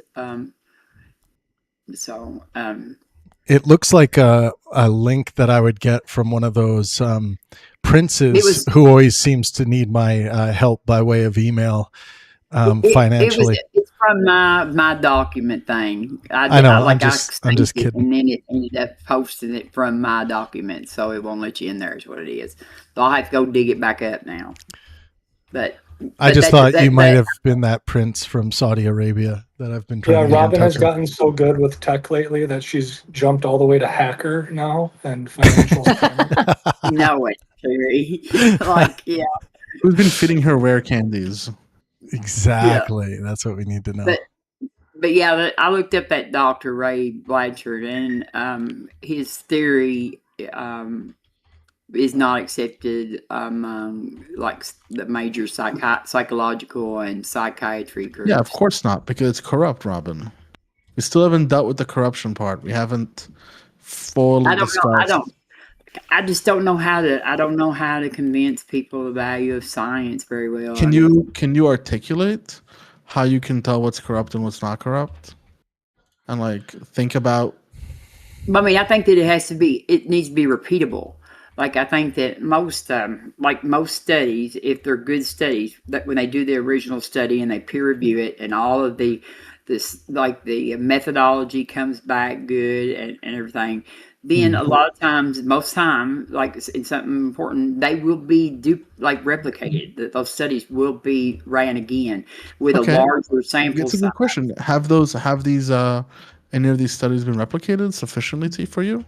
If that's a criteria that you look for, has that been replicated, and can you find its replication and supply that to Snow? Well, I mean, I posted like maybe 5 that were on the regret rates, like that were different, like. Maybe you can just outline instead of posting. Maybe you can type out like this study was replicated this fact, this study replicated this fact, and this. I mean, I don't have access to like blend that in the song, and it's just you and If they can play white noise and put me in that, oh, you guys, Scott, you're unmuted. We're here in your party. Like having access. I don't have access to academic sources like on, like a lot of these are behind paywalls. And have you read them? Yeah, the ones that I posted, most of them I've read. Yeah, but like how'd you read them if you have no access to them? Well, that's what I'm saying. Some of the ones I posted are not behind paywalls, but there are other ones that are behind paywalls. Oh, so you can go to like Side Hub and like just provide the information. What's it called? Move the conversation into Sci Hub. Sci Hub. I thought it was like 12th ladder or something. That's for journalism. Mm-hmm. Journalism for like news. But you can get the conversation to the Perarian stage 3 if you do that. Like you've moved past stage 1, you have found the disagreement, and now you start moving into like the Perarian stage 3, where you're getting into the high resolution disagreement, and like providing that information to your interlocutor. Now you find your source of disagreement. Yep. Those things are only found in like Platonic dialogues. Usually people like default back to their chimp, like, nah, I just don't really believe, and they'll just like default back into stage 1 and be like, nah, I don't really agree with any of this. But you just said you agreed with, yeah, but like I think you're being bad faith, and like, yeah, I don't really agree with that. I mean, yeah, I know I just said otherwise, but. No, I care about truth, but now it's becoming inconvenient, so I'm just gonna or Moloch style. I mean, yeah, like I like truth, but I don't know. What do you think about that? Dude, Moloch is like the ultimate hedger of all truth claims. He'll kind of make a quasi claim, and he'll be like, yeah, but actually, now that I think about it, like you could say this otherwise. So, like, I don't really know. I love it. It's super honest. I know. It is. Agree. Yeah, he thinks on his sleeve. Yeah, it's pretty cool. And that's why at Pangburn we love live discussions without moderators or prompts. Exactly. Yeah, but Pangburn stages liars and frauds. So I don't want to have anything to do with that good faith, helpful bullshit. Yeah. I just want a crystal clear delivery of the facts as I want them to be. That PubMed article that I posted on the concept of, I cannot say that word, and the typology of male gender dysphoria or whatever, that is Dr. what's his name's theory that he posited, and this is how, like, is it I don't have no, is that autogynephilia? Is that what this is about? Yes. Oh, that's not a real thing. Yeah, right. And that's the man that who published that ideal was that person there, that Dr. Blanchard or whatever.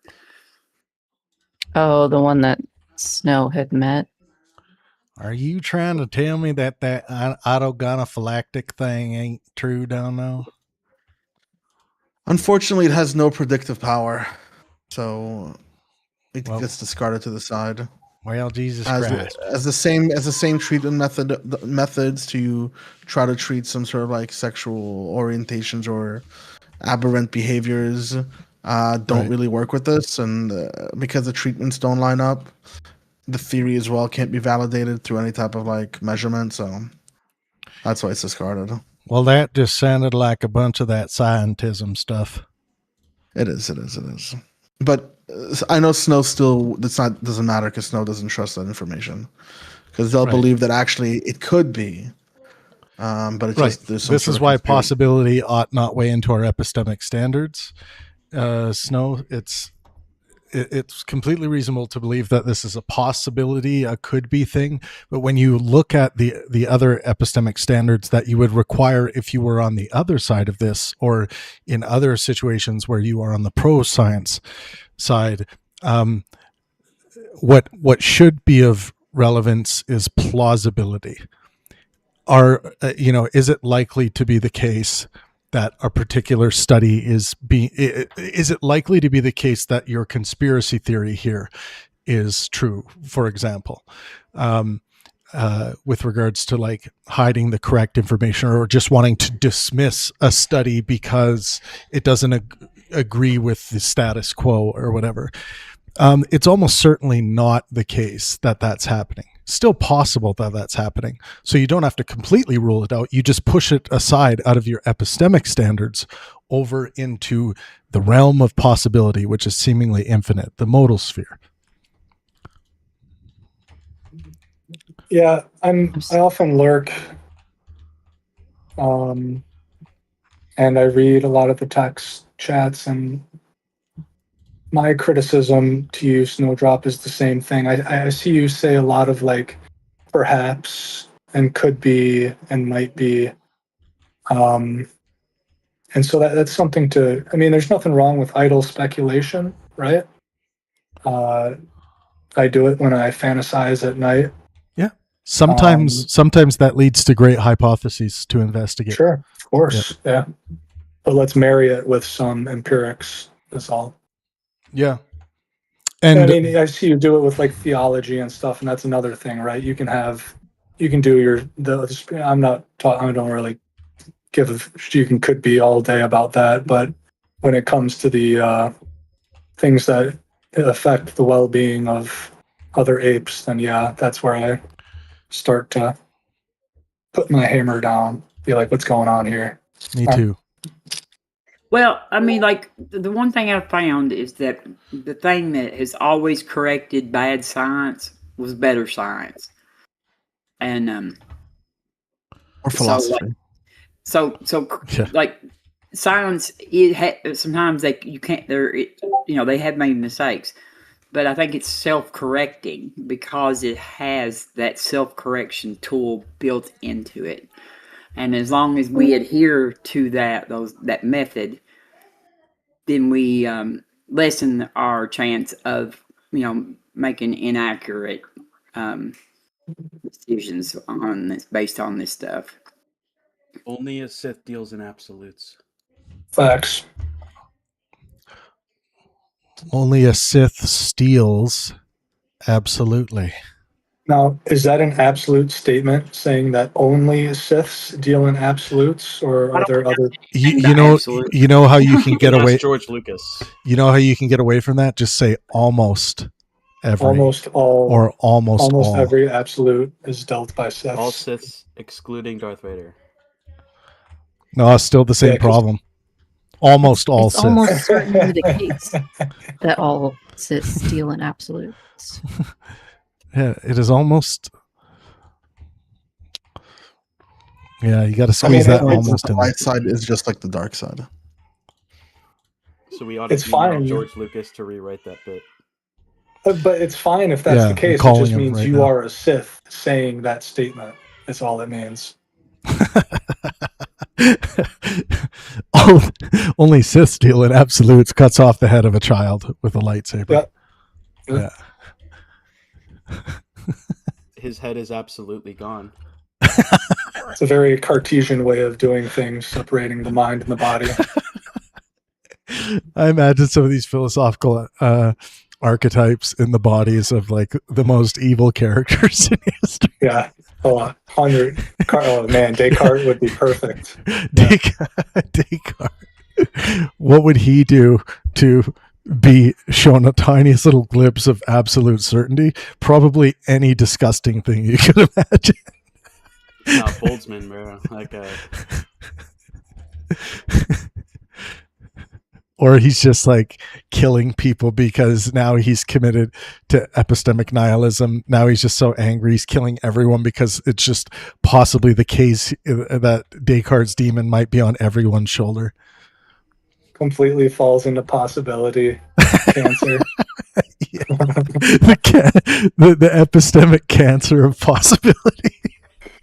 I swear I'm going to write a novel about that one day, and people will be like, I don't know what this, I still don't know what this whole thing's going to be about. And then all the reviews are going to say, well, it's possibly about this. And then I'll just kill myself. Nietzsche would be an anti-hero, probably. He wouldn't be like a villain, but he'd be like an anti-hero. You know who Nietzsche would be? Rorschach. Rorschach? In fucking, what's it called? That guy's pure negative utility. Eeyore. Rorschach. Watchmen. Yeah, Watchmen. Yeah. I could totally see Nietzsche walking around like that, just the most pessimistic fucking journaling of all time, and just beating the shit out of evildoers against the law, doing it in a way that is not correct.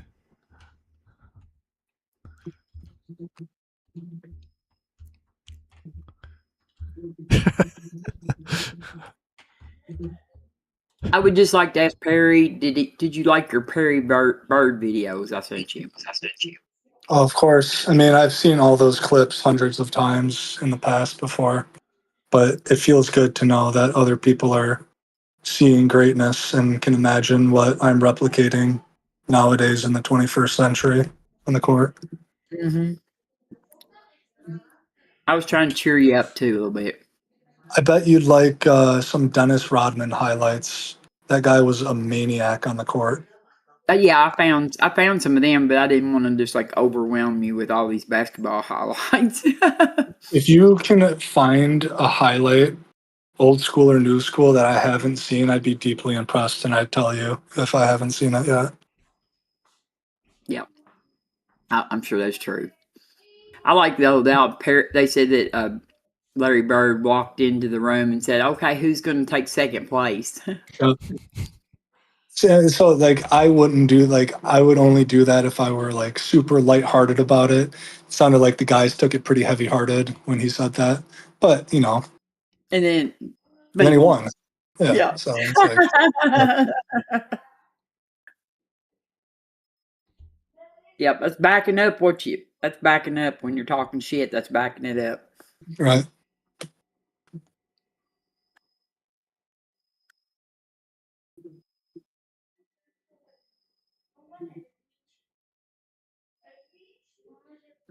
All right, it's time for me to digest for the night. Love you, parents. Appreciate the welcome back. Yeah. And hopefully we change some minds for the better tonight. I hope so. Yeah, especially yours. Definitely. Completely. I'm a theist, flat earther, homophobic bigot now. So the Pangburn universe needs your lightheartedness, Perry. We've missed it. Well, I oblige. Okay. Good night, everyone. Get some rest. Good night. Recovery. Bye, Perry. What a gem. What a gem. Man, we've had a lot of people dealing with some illnesses and things recently in the Pangburn universe. And yeah, Adam's making a good recovery from his stroke.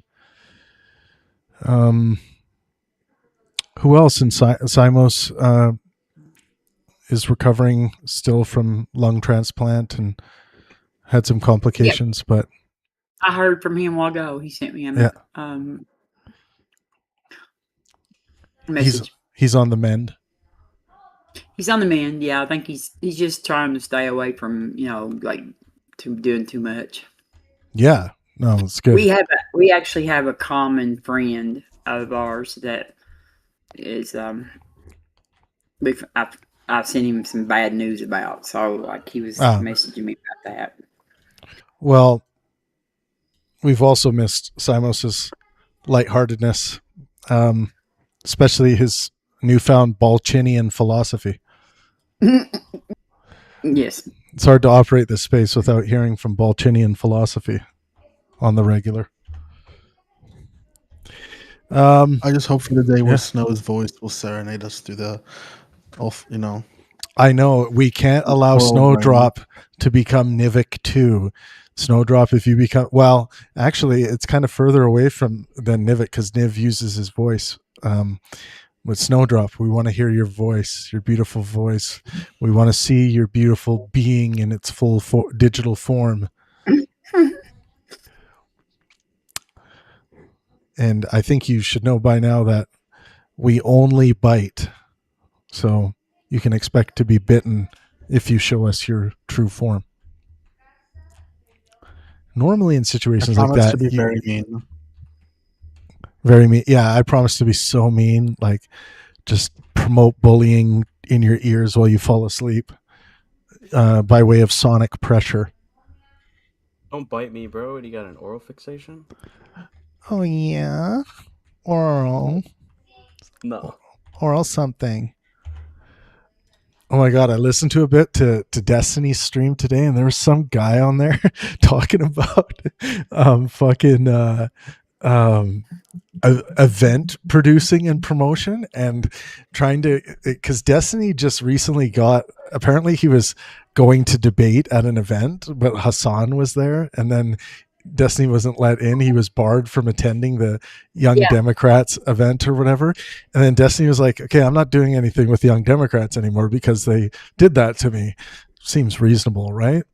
And then this guy who was on the line, he was just trying to make like the worst arguments ever as to why, Destiny should not have that sense. And it's up to Destiny to get in touch with them and to teach them why they were wrong about that, so that they can be educated in changing their policies, like putting all the onus on Destiny to be the one to have to do this. And I was just like, no, if these people made a mistake, these organizers or whatever, they got to apologize for the mistake if that was honestly their mistake, if they think it was a mistake, or live by your decision and say, this is why Destiny wasn't allowed. So yeah, I didn't see the exact. I watched just part of it. I didn't see what reason they gave why they didn't let him in. Apparently it was because of Hassan, because Hassan has this like thing where Destiny's not allowed at events. He's but then that prompted me to send out an email today that is probably going to be made public, that I think the world needs to see. At least the world that cares about, doing the right thing, doing good things, even if it means, putting a little unwanted pressure on yourselves to do amazing things for the world, and seeing how deep one's dogmatism runs, and how much that can get in the way of doing something really good. Is it like a purity test that Piker is trying to apply or something?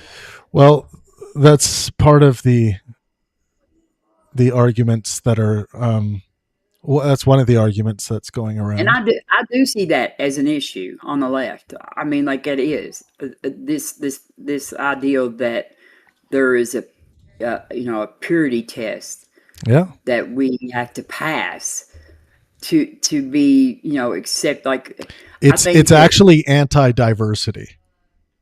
Yes, like it's anti-diversity, and it's anti, like it's supports groupthink, and it's very anti-democratic. Yep. And I've been actually, I have experienced negative consequences,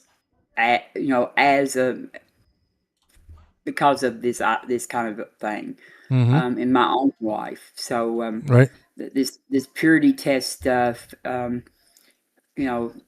it's not good. It's not good. It's cancer. We can call it what it is. It's cancer. Yeah. It's not good for the movement at all. And it's, it'll cause us to end up with somebody like Trump again if we aren't careful. So spitting facts, Robin. Spitting facts.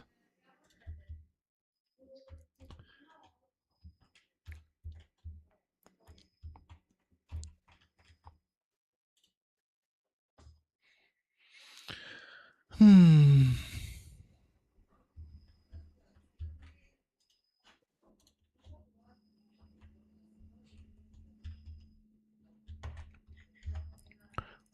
what else is new?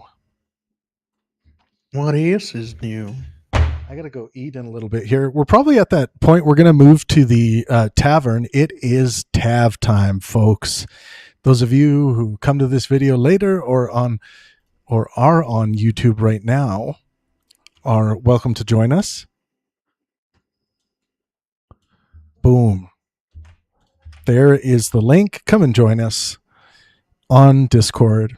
It only costs you $77 a week to be on the Pangburn Discord. All of that money goes directly towards Don Don's Habit Fund. We call it Habit Fund because it's more appropriate to YouTube's algorithm. But yeah, $77 a week goes towards Don Don's Habit Fund. And basically what the habit is trying to create a room full of gold coins like Scrooge McDuck so he can dive into those gold coins. And then eventually he'll be like the gold coin guy of whatever show we're imagining. Does that sound good? I'll gladly do it. Okay.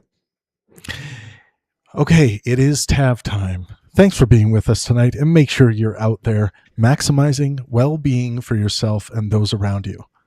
Unless their name is Stephen Bonnell Destiny. No, just kidding. Not canceling Destiny. He's a sweet guy and a very hard worker. I like working with him. I will worship him. No, that went too far. Anyways, see you in the Tav. Or maybe not.